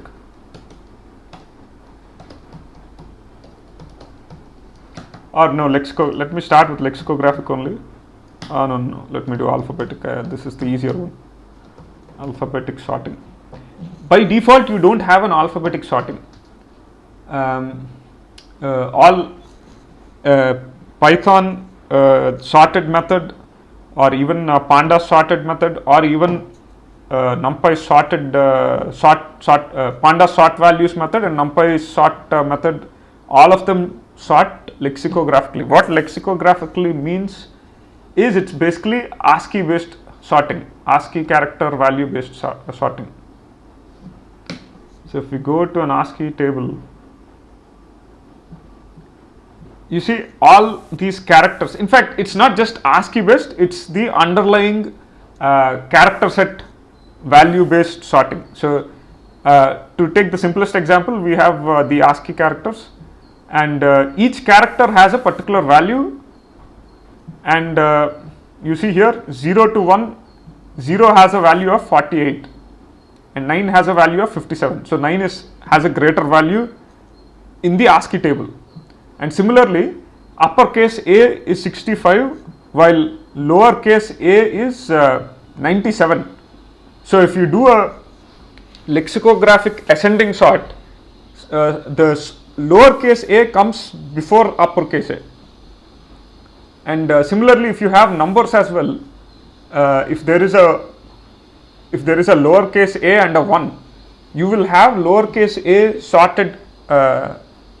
If you are doing an ascending sort, it will come before the number.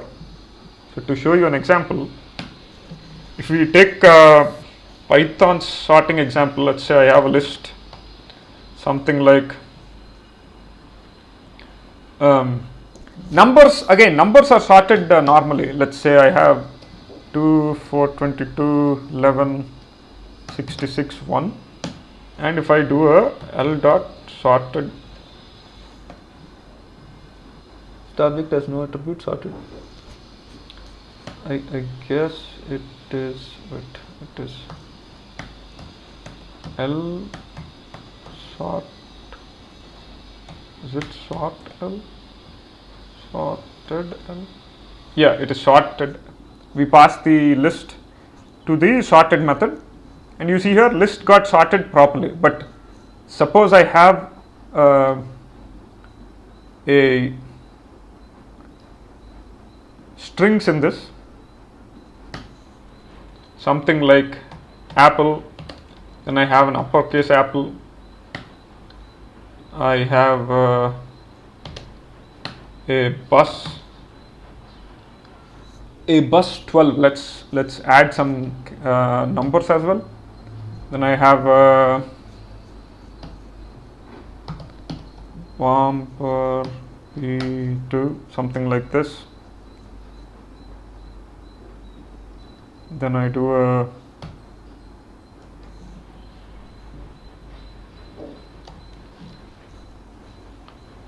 some random number. Now if we do a sort, you see what came first? The capital apple, the uppercase A, the apple with the uppercase A came first, then the uppercase B came first, then C. In fact, let me just add another one.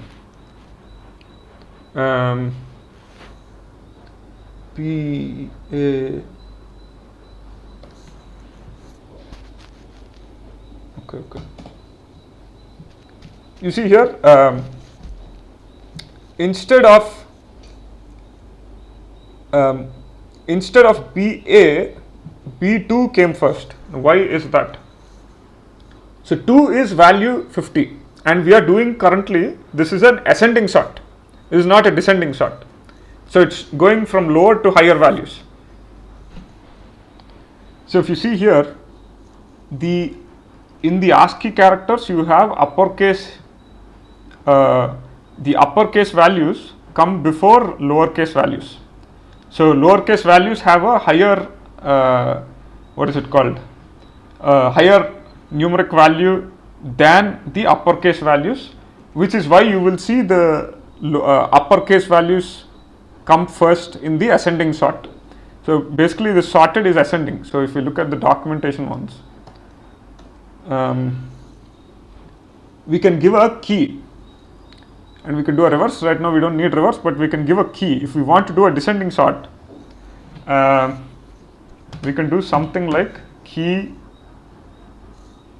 sorry, not here, key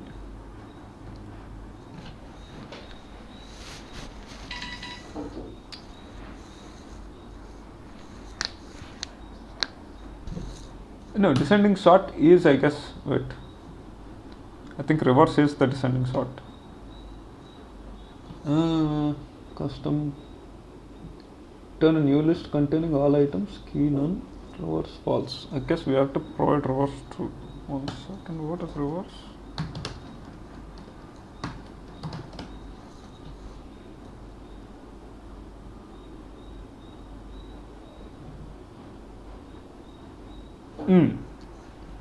This is descending sort. So we have the highest values first. So b, lowercase b, if you look at the b value, which is 98, which is higher than lowercase a, which is 97.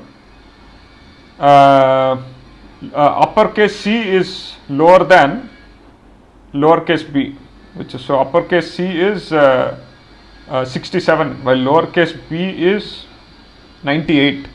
So that makes sense, right? And then obviously uppercase b is smaller than uppercase c.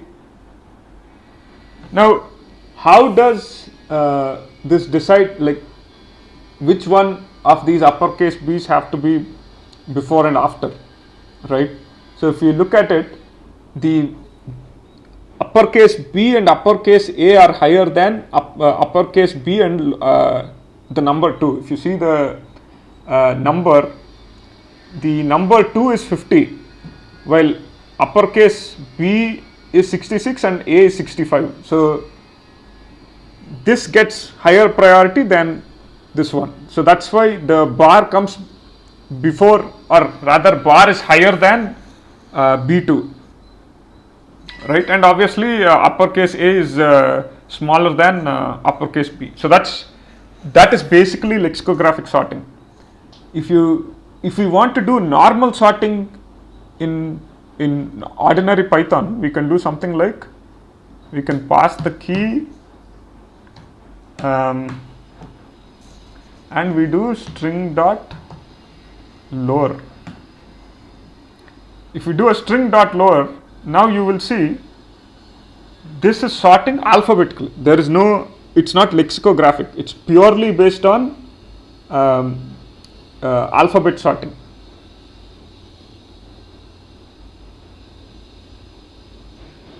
If you compare this with the ascending sort of this one, you see here all the A's come first, all the B's come next, and the C's follow B's. This is proper alphabetic sorting.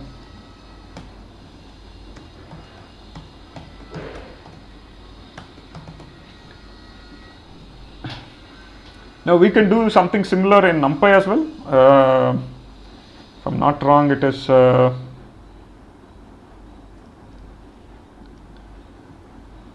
np.array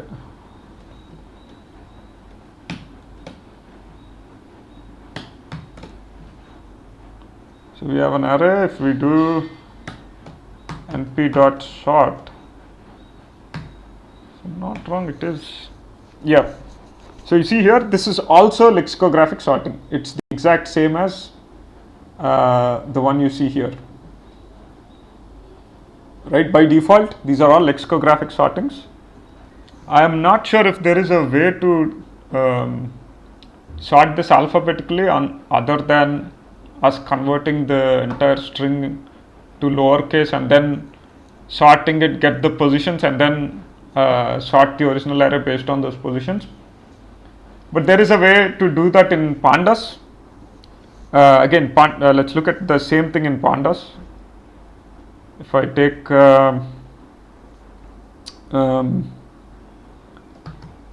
column value, something like pt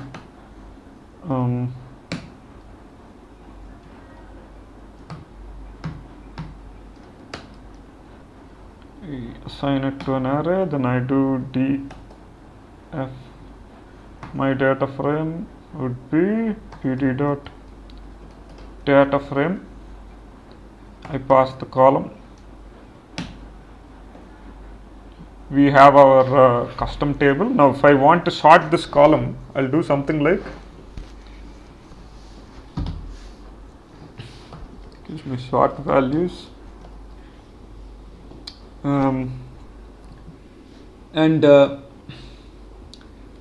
I sort it based on this column. You see here, I get exactly lexicographic sorting again. I have the uppercase values first, since this is ascending sort, the uppercase B next, uppercase C next, since uppercase C is smaller than lowercase a, and lowercase a is bigger than uppercase a, and since this is ascending sort, these are below the uppercase a's. Now if I want to sort this alphabetically, or rather ascending false, now you will see ASCENDING. You will see the lowercase b is 98, right? Lowercase a is 97, right? And then uppercase c is 67. Since it is lower, it is below the since its values, since uppercase c's value is lower than lowercase a, it is below lowercase a, since this is an ascending sort. Sorry, this is a descending sort, ascending false. Now if I want to do pure alphabetic sorting, then we can pass something like a key here. There's a key argument. You see here key. We can pass in a lambda expression here. We'll do something like lambda, and this operates on each and every value in this column. So we do x dot lower. So we are not converting this to lower, by the way. It internally considers the entire thing as a lowercase string and then does the sorting. Now if we do here, series object has no attribute lower.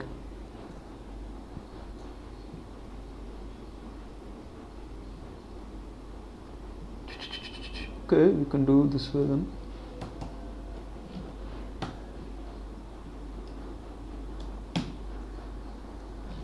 Series object has no attribute lower.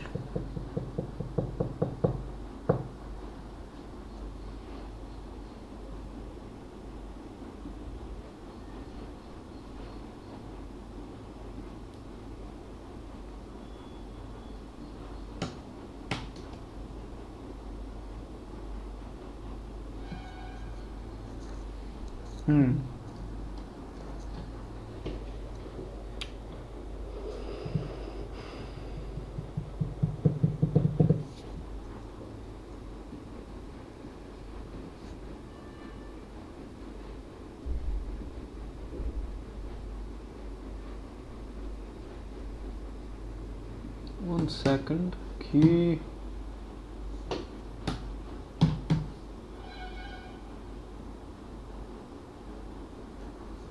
What does key take?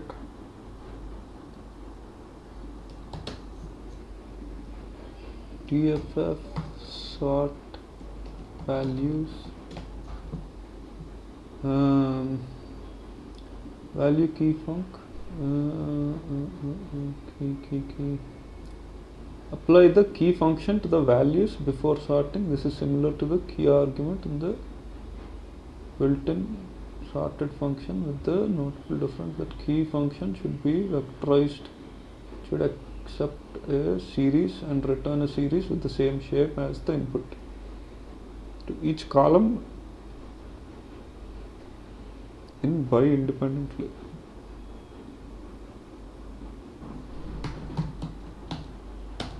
So x is a column, I guess, then here.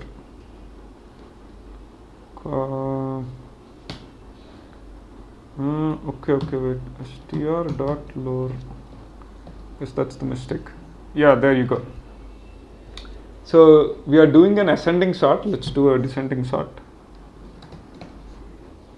You see, all the A's come first, all the B's come next, and all the C is at the end. So this is proper alphabetic sorting.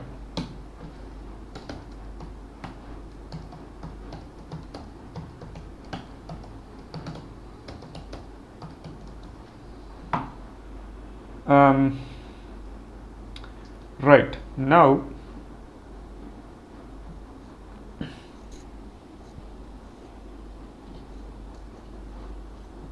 Okay, so the question that we are dealing with is, do this on string column to sort the data frame lexicographically. So we'll do this on the title column. Okay, we have our sorted data frame,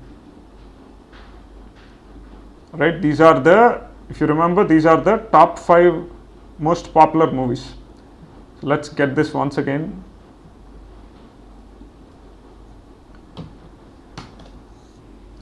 And we will do sorting on tf dot sort values, and we will sort on title.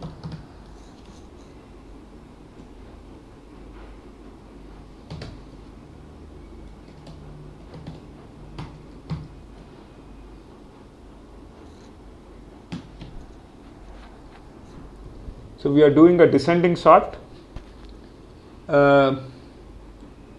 Let's get the titles, because this thing is a little too messy to read.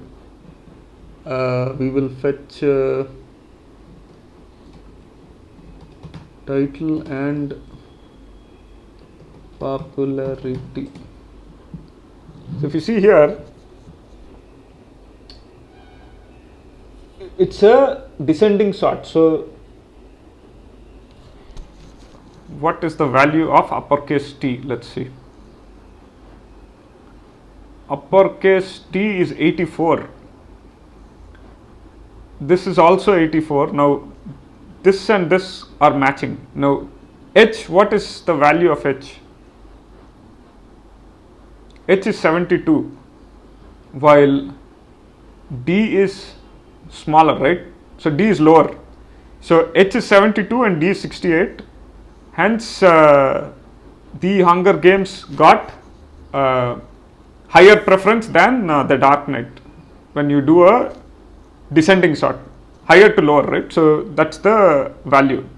And P, if you look at the P value, P is 80, while T is 84, which is why P is lower than T, right? So P is lower than T. And then if we look at M, M is 77 again, which is lower than 80, and hence we have that in the fourth as the fourth one. And I is again lower than M. M is 77 and I is 73, which is why it is at the last. So I hope that was clear. Now let's go to the next question. Count of movies by each director.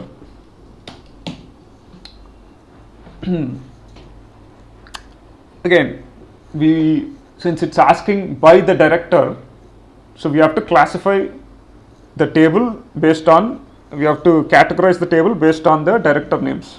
So again, we'll do a group by director name. Let's look at our groups. We have 199 groups. So count of movies by each director. So this should be fairly straightforward. We can get our director name and title, and we have a method called count. If we do this,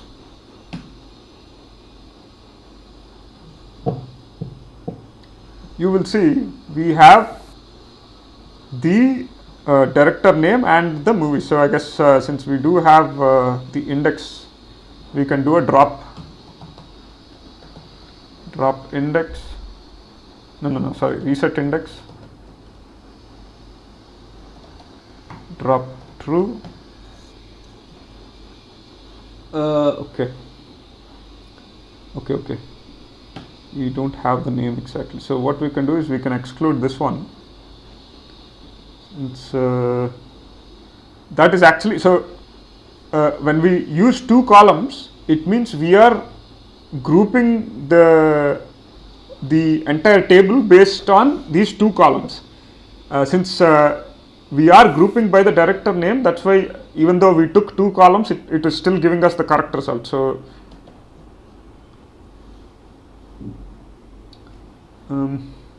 what is happening? Okay, we should not drop it. We just reset index and we have our director name. So we have 6 movies by this director, again 8 by this director, and so on. That's how you get count of movies by each director. Let's go to the next one. If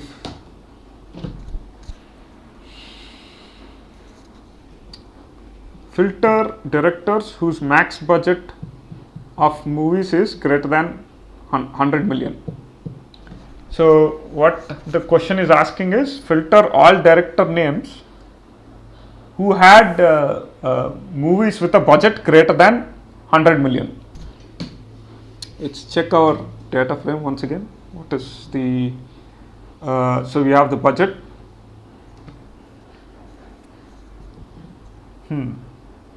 Directors whose max budget movies.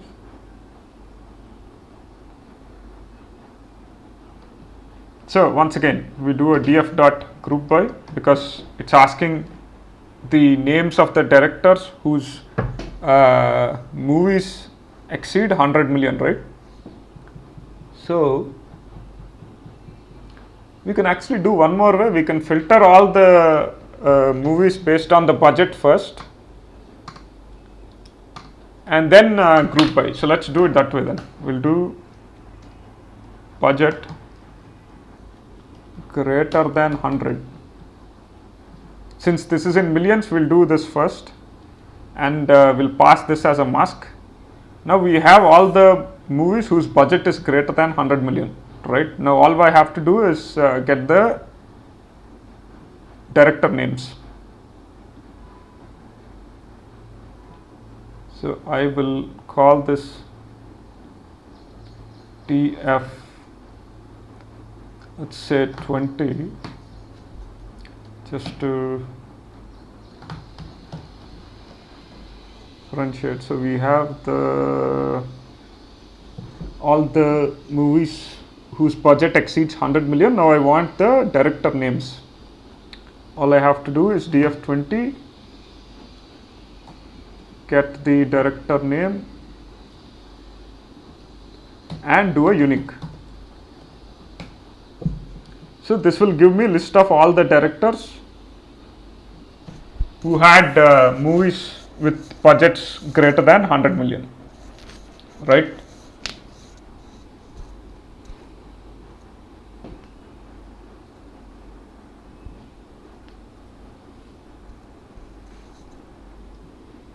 Okay, don't get confused with max budget. What this means is whose budget exceeds 100 million. Then let's look at the next question. So it's saying get list of movies directed by any particular director. In this case, the example is Christopher Nolan, right? So we'll do something like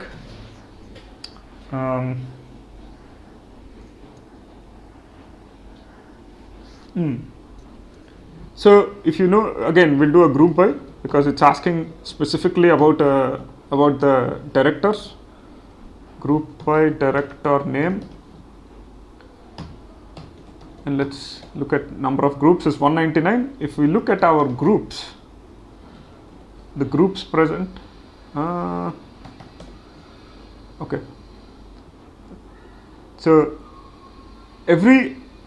now it grouped the entire table based on the directors, right? So you see here we have Christopher Nolan and he has indices these. So he has this set of indices.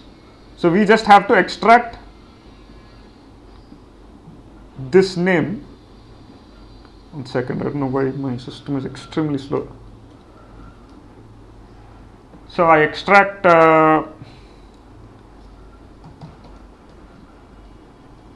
this key from this dictionary and I got list of indices. All I have to do is now pass this to my data frame, which is df20. No, sorry, not df20, df dot lock. Then I pass my indices, which is basically, let me just take a ID X, and then I will get all the columns. So you see here, these are all the movies by Christopher Nolan: The Dark Knight Rises, Dark Knight, Interstellar, Inception, Batman Begins, Insomnia, Prestige, Memento. You see here the director name. So that's how you get movies by any particular director. Then let's look at the next question. So top 10 popular movies using popularity. This is again very similar to what we did in the in this question. Where is that? The sorting question. It is saying popular movies, so we'll have to refer to the popularity column. So we'll do something like df dot sort values. So we want to sort the entire table based on this popularity column, right? Sort values, we pass in the popularity, and it's asking top 10. So we'll do a ascending. We'll do an ascending false. It's a descending sort.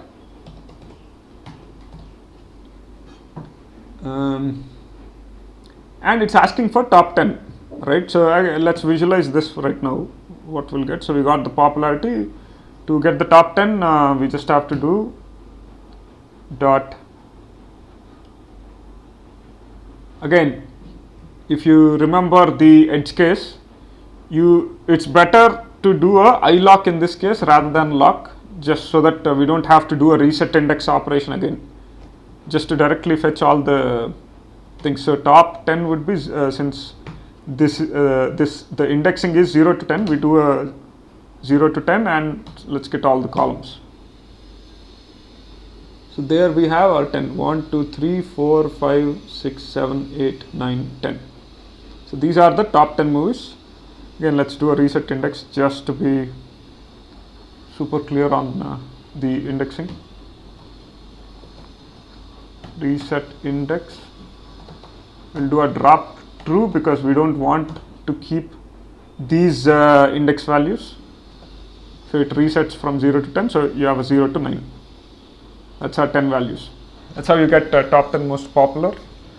Let's go to the next question. Highest rated movies using vote average.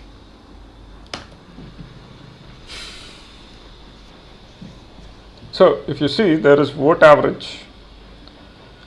So this question again is very similar to this. We can pretty much copy paste the same code and replace the column name. Let's take vote average. It is saying highest rated movies using vote average. So we'll do something like, we don't need iLock here because it's not specifically asking for a fixed number of movies. And we enter. So you see here, highest rated is 8.3. So these are the highest rated movies based on vote average column. Then find number of movies released per year.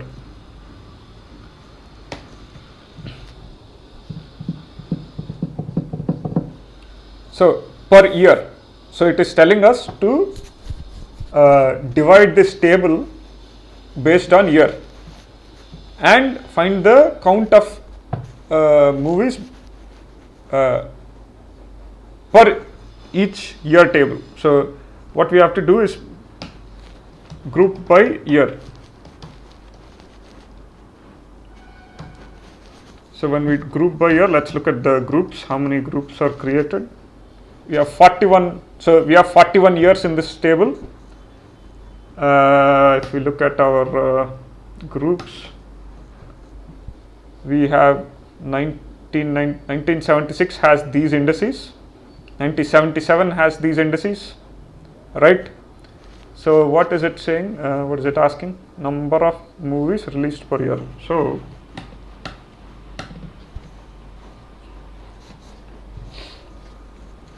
all we have to do is do a count. Okay, since that will give on every column, so you can just take some random column called title, or rather title, because that's the movie title name. And if we do a title, if we do a group by on this, or rather if we do the aggregation count on the title column of each and every grouped table, we get this. So in 1976, 3 movies released. 1994, 31 movies. We look at 2016, 26 movies, quite less number. So that's how you get the number of movies released per year. Next question.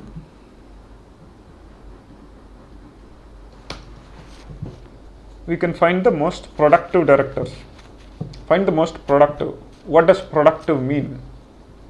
So productive mean, we can say something like the most number of movies released from, like, it's basically asking which director directed the highest number of movies. In one sense, we can say the productivity we can measure in that sense, although whether it's hit or flop, that's a whole different issue. But in terms of productivity, we can check the number of movies released by each director. So again, this is very similar to this one, right? We will group by director name. We will then check the title and we'll do a count. And it's asking most productive, so we'll have to sort this table we'll have to do a descending sort, and we will do sort values.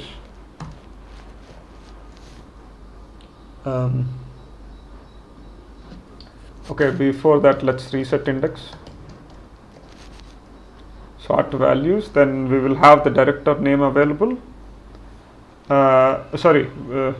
We won't be doing that, we'll be doing by title.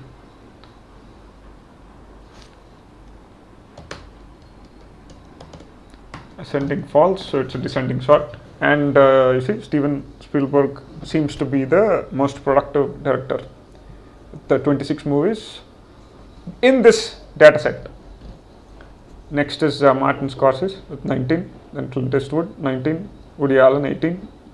So that's how we do this. Then the next question: which directors produce high budget films? What does high budget even mean? This question is actually same as this one, which is basically find directors whose budget exceeds 100 million, right? I think this is a more sensible question than this one, because high budget could mean anything. So this question is basically this. We already solved this question, right? So let's go to the next one. Highest and lowest rated movies for every month in a particular year.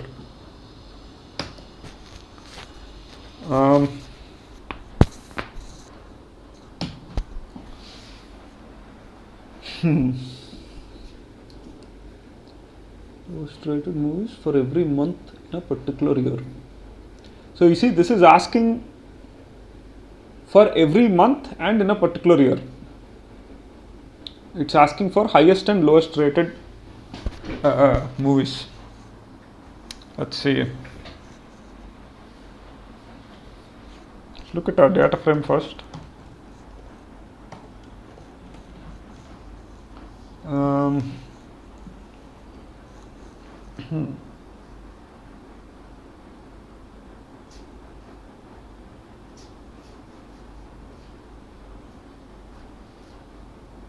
So rating here is basically vote average.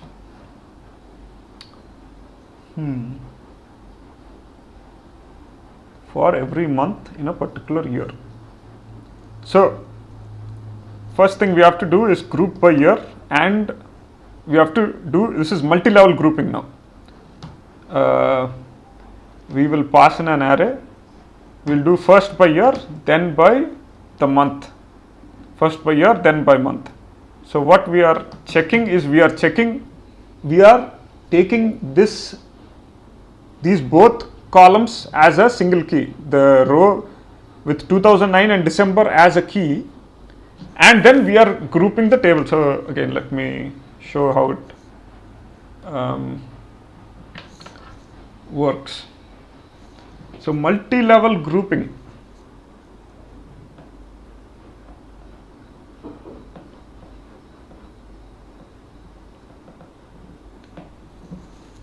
So suppose you have a table, we'll take the same example.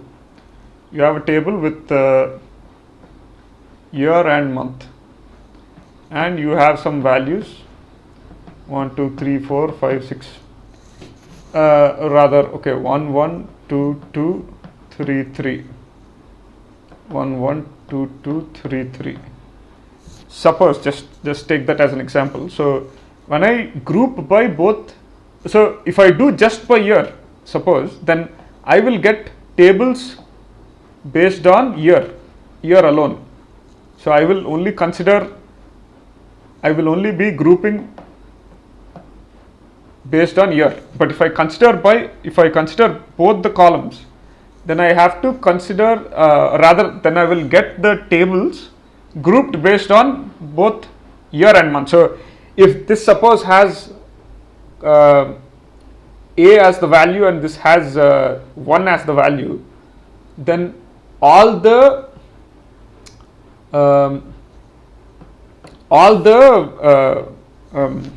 records which match this exact key, so this entire thing becomes the key. A and 1 becomes the key. So it checks if year has A and month has 1, it will group all those values into a single table. So A and 1, year and month. Then you will have B and 2, year and month. Another year and month. You have C and 2. All these are grouped based on both the values of both these columns. It's a little hard to explain, but let me just show you. Okay, so we did group by this one. Let's see what our data frame looks like. You see here, in 1976 Feb, these are the values. For 1976 June, these are the values. 1976 November, these are the values.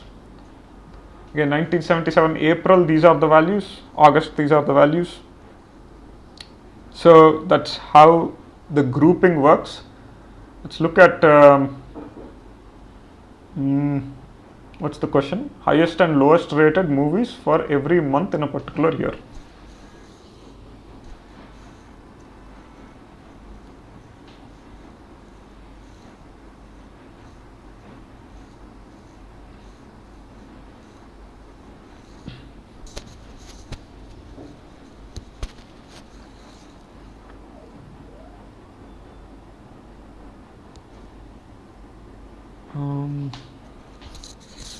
For every month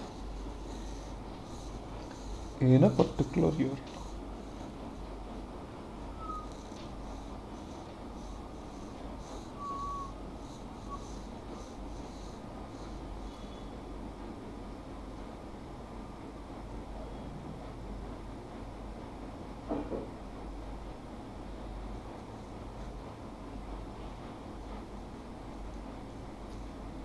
So we have to do a descending sort in every month.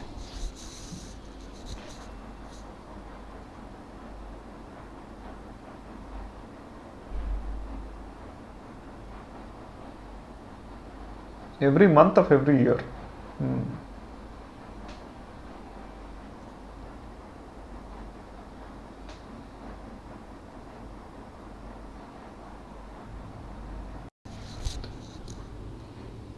Let's do a tail 20 so that we'll get a better idea. Okay, so as you can see, in March month we have a, let's do tail turn. It's too big. So you see, in March month of 2016, we have 4 movies.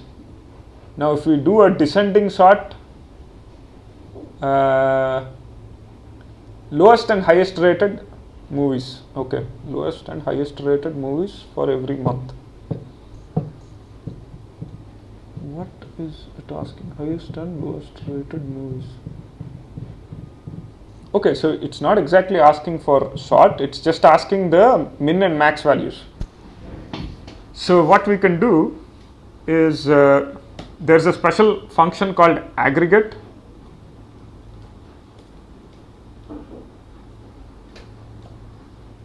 And in, like, if we look at the documentation, okay, let's look at pd.aggregate. There is none. Okay. df. Okay, there is a function called aggregate, and it takes in a argument as function, access, and args and quargs. Function takes function string list or dictionary.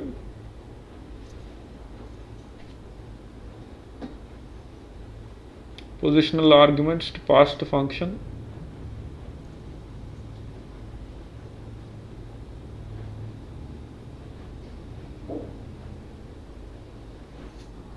Is this the correct one? Actually, there should be something like should be able to pass multi-level aggregations in here. So something like min and max and min. So if I do this one, you will see here.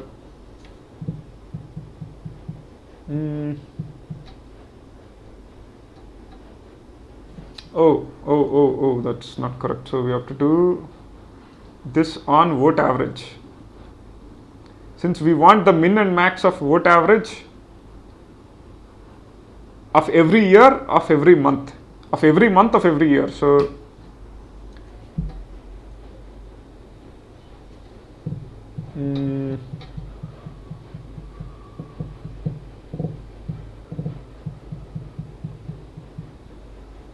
vote average.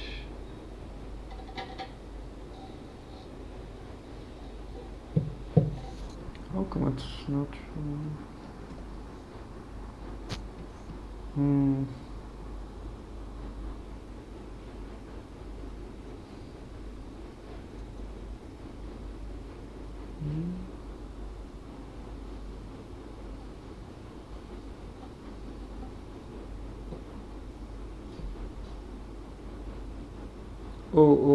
Okay, I have to pass in this list. Right, there it is. Okay, so we'll do a tail because 1976 there was only one movie. If we look at if we add another aggregation, that will become clear.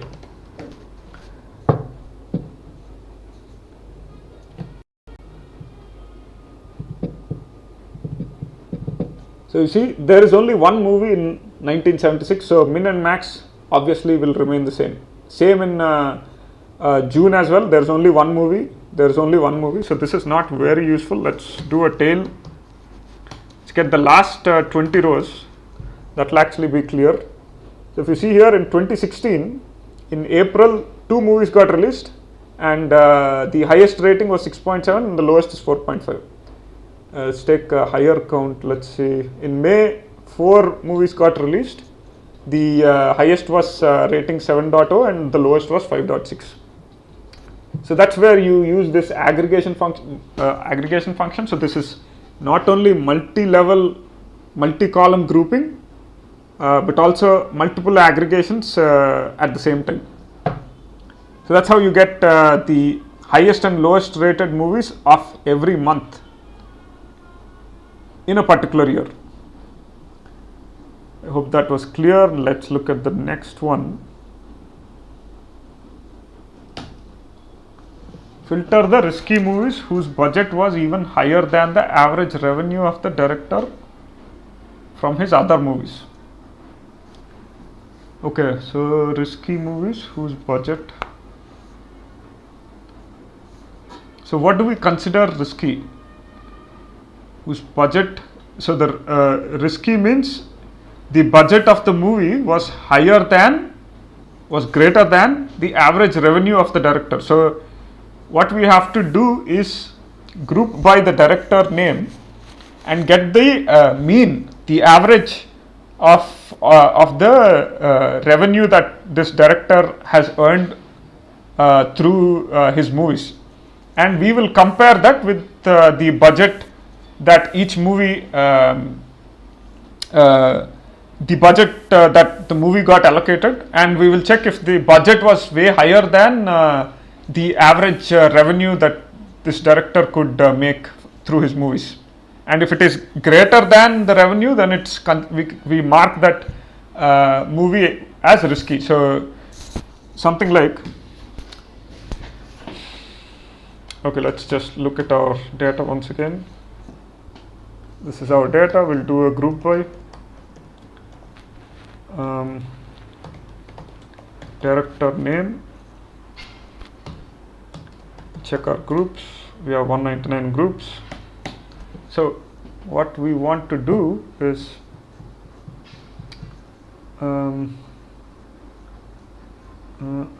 so there is revenue and there is budget. Okay, so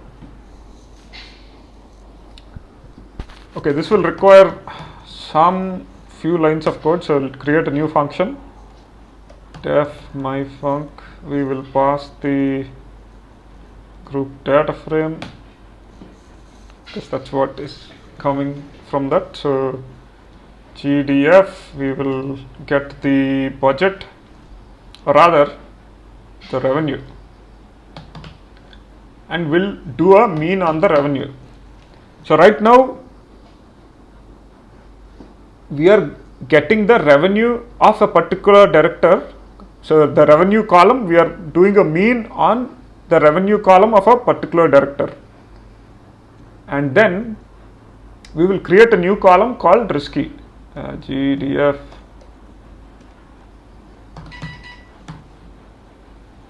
risky equal to the, we will say if the budget was greater than the revenue. We'll say if budget was greater than the mean of the revenue that this director has earned. So let's see what this will give for now. Okay, I have to return GD. Okay, so let's see, we have the column. Now why is this giving false? So you see, this is giving false for this column because the budget is 100 million but revenue is 170. So that's correct. The second column is also false because the budget is 72 while revenue is 162. So he earned way more than the budget. Here the budget is 65 and it's 128, hence it's false. The budget is 50 while revenue is 173, hence it's false. The budget is 28 while revenue is 133, it's false. So that's how you get the that's how we assign something if a movie was risky investment or not, basically. Now we want to filter out all the risky movies, right? What is the question again? Risky movies whose budget was even higher than the average revenue of the director from his other movies. So all we have to do is, we'll do a Boolean mask because this is our convenient Boolean mask, right? Risky. So what we can do is do a df. Let's get our risky column.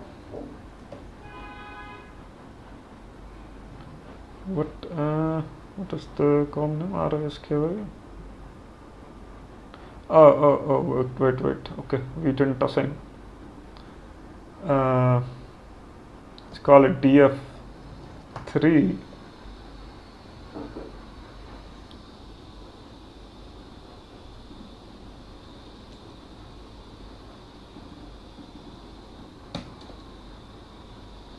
And we'll do a DF3 risky. So we have our Boolean mask. Okay, let us get rid of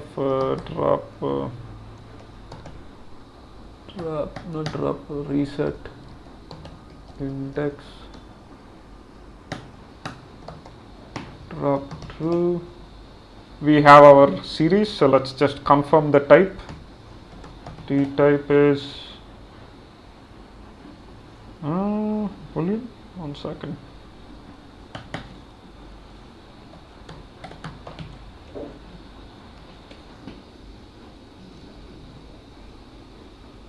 Name D type is not defined. Not D type. Type is a series, so we can happily pass this to our data frame. TF, and we pass this.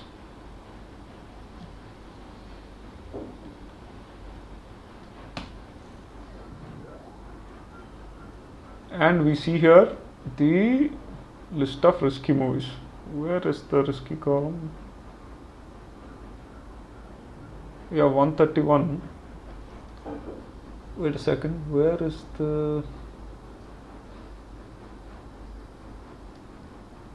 Oh, okay, let's pass DF3. Unalignable Boolean series provided as indexer. Boolean series of an indexed object do not match. What?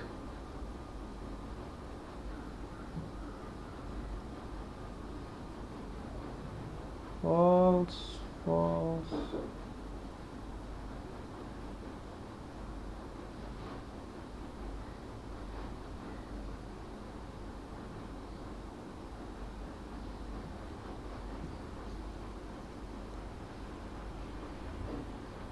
Okay, 1 second. Let me just kill some tasks. There seems to be my browser is incredibly laggy.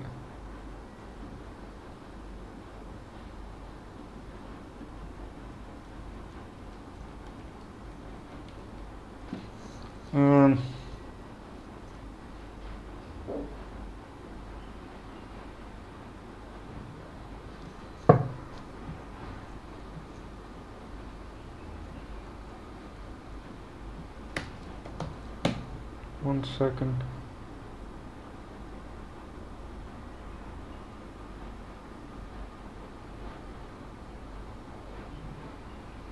Point 6.3 seems good. Okay.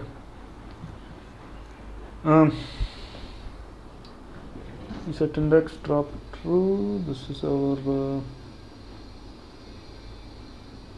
unalignable Boolean series.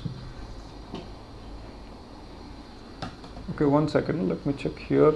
What is our budget? Budget is 200. Revenue is 769. No, this is incorrect. Wait.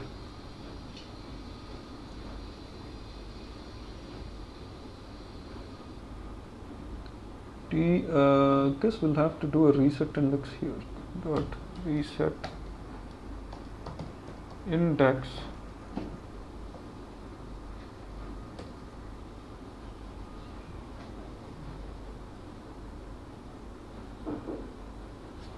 Cannot insert director name, already exists. Drop true. We have our budget revenue.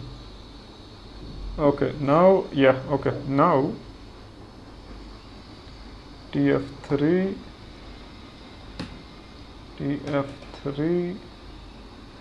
Now if I do DF3 risky, and there you have it. So 1 second, something is wrong. Risky TF3, budget 60, revenue 55. There it is. So these are all the risky columns. So we had to reset the index. So you see here, budget is 60 million while the revenue was 55. So this was a risky bet. Then here budget was 25 and the revenue was like 0. I think the data was not available. And budget is 15, revenue was 8 million. Budget was 5, revenue was 3. Budget is 210, revenue was 459. Wait. Revenue 459. Why is this risky? 210.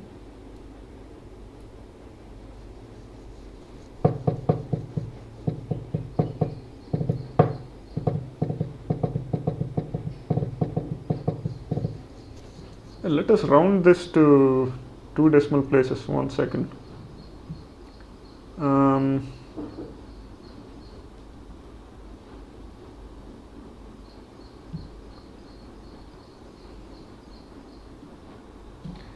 TF3 budget dot round. We'll put that to 2 decimal places. Then we'll also round the same for revenue as well. And we'll check this once again. So we have, interesting, why is this called risky? Strange. 210, 459. This is budget 25, revenue 2, 20, revenue 10, 3, revenue 0, 55, revenue. Oh, this is also wrong. Interesting. GDF budget value greater than. Okay, so this is actually correct. This is correct because we are looking at the average revenue and not exactly, it's not a strictly greater than budget. It's greater than the mean of the revenue. So this is actually correct. So that's how you solve this question. Then let's look at the next one, the final one. Find the highest budget movies in a year using both budget and year. Right. Didn't we already solve this? Find the highest.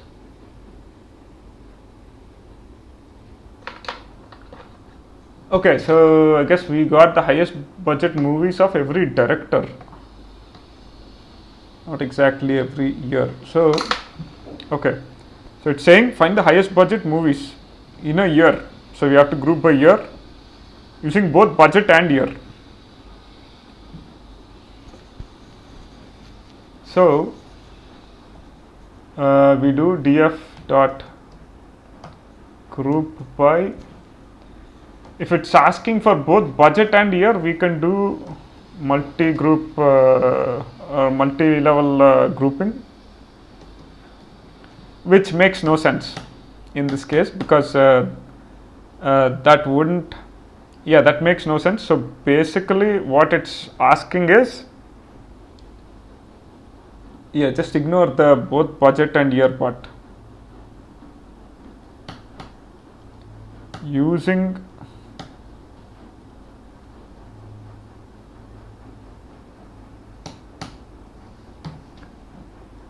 it's just find the highest budget movie in a year. That's it.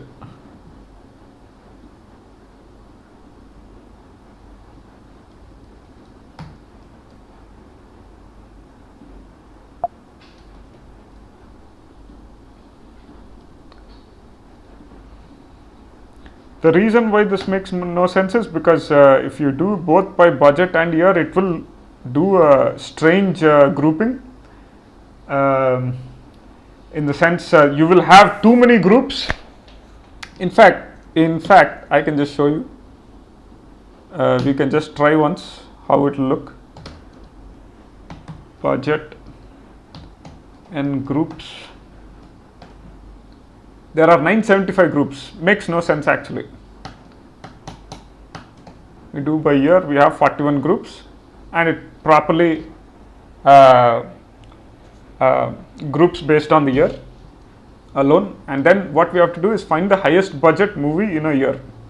Again, it's pretty straightforward. All we have to do is highest budget, we get the budget,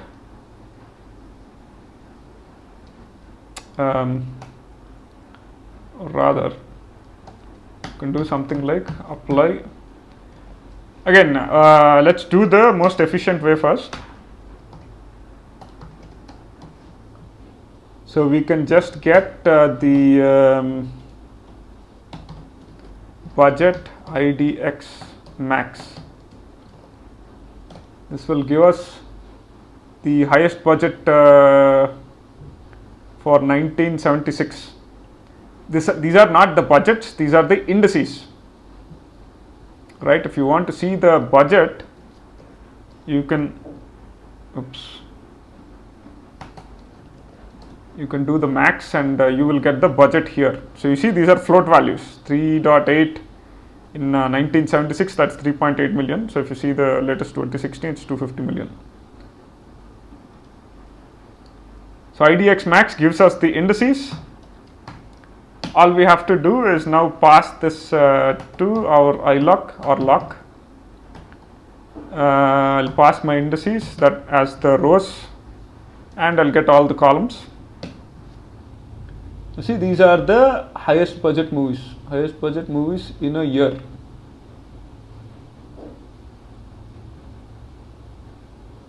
So I think we have to do sorting as well.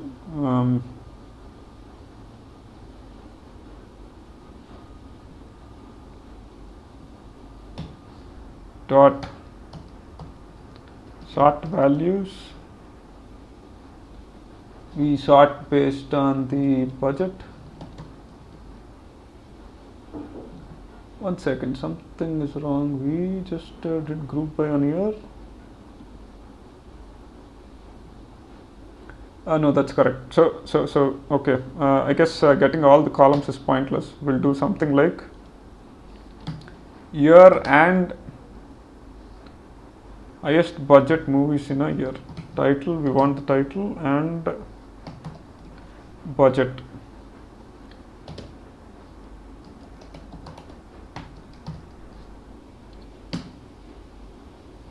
So if you see here in let's do a reset index as well.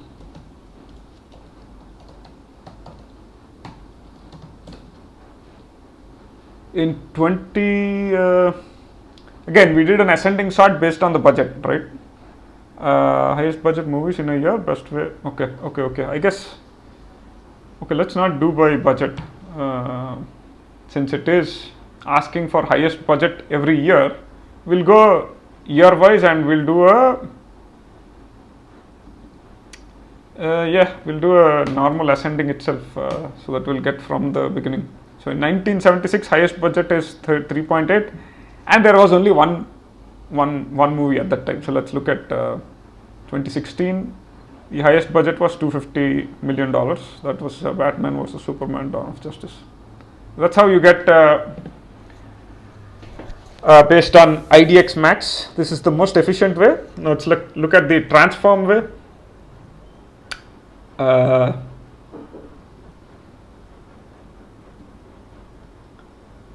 We do something like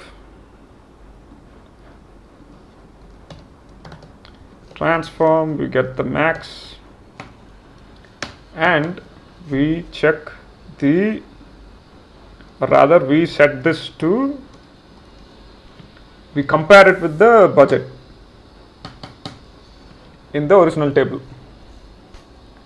This will give us the Boolean mask indices, and all we have to do, the rest of the procedure remains the same. And you see we have our list which is exactly the same. Let me see how many are there here. 40, we have 40 here, we have 48, so clearly there are duplicates. We'll just drop duplicates. The based on, I guess, what do we have here?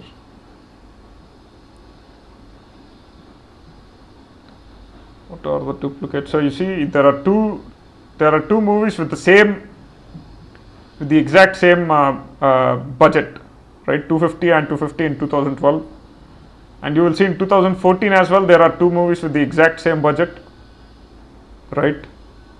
So that's 4. In 2010, we have 3 duplicates, right? There are 3 movies with exactly 200 million, and again in 2003 as well, there are 2 movies with exactly $150 million budget. 22 as well, there are 2 duplicates. So clearly we will drop the duplicates, and we'll keep the first one, since there's no particular rule here. We just have to get the highest budget movie.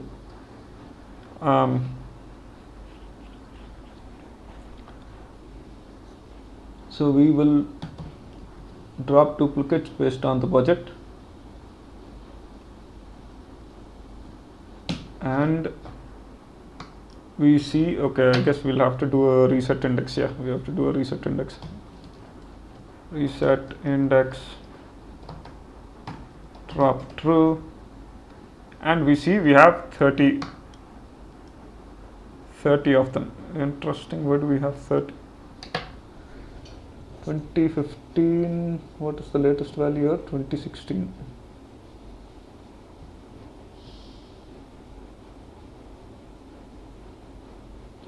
Two 2009.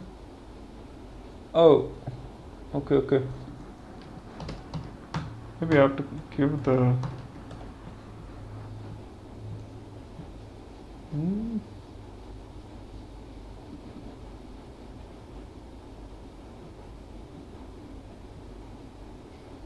7, 8, 9, somehow 10 is gone.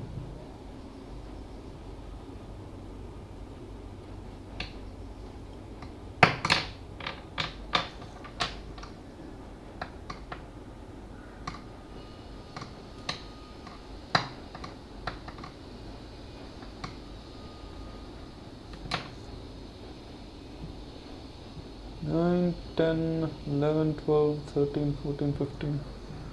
Okay, let's do this by year, not by budget. Yeah, there it is, 40 values. So we want unique based on this one. So 40 values. Yeah, that's correct. So that's how you do it by transform.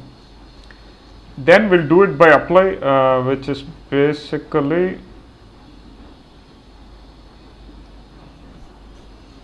so the question is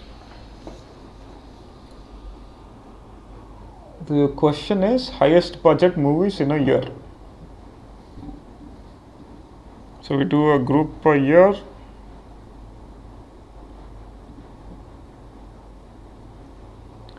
We do a max. So we have to do the Boolean masking again. We'll do something like dot apply my func def my func, pass the data frame, then gdf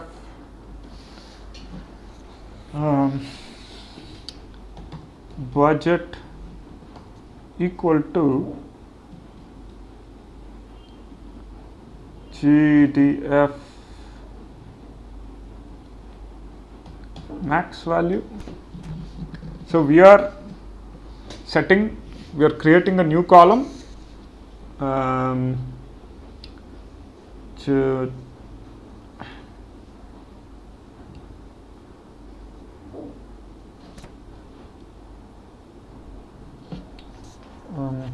so this is our mask. Now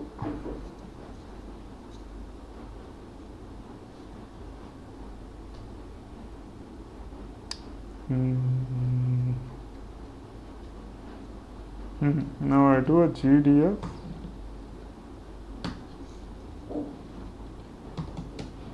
I will return these values, And let me do a reset index just to see our you already have the year column here. That should do the job. We have 48. Okay, let's pick the exact 3 columns that we selected here just to be consistent. Reset index, apply, then we will do your title budget. 1 second, return GDF. Okay, let's get it here.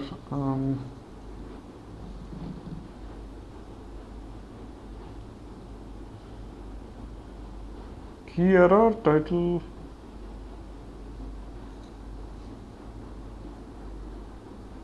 One second. I think it is here. We'll do it here itself. Okay, that's the access issue. Fine. There it is. We have 48 values. Again, you see we have duplicates here.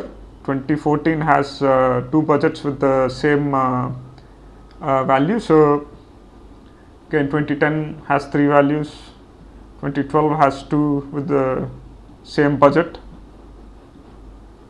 Right. So we drop the duplicates here as well. Let's use the same syntax. Drop duplicates per year.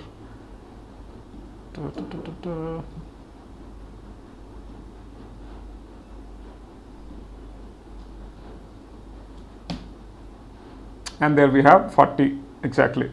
And that's how you that's how you solve this question. And that is it for this session. It was quite long, but I hope that was clear, and I'll see you in the next one.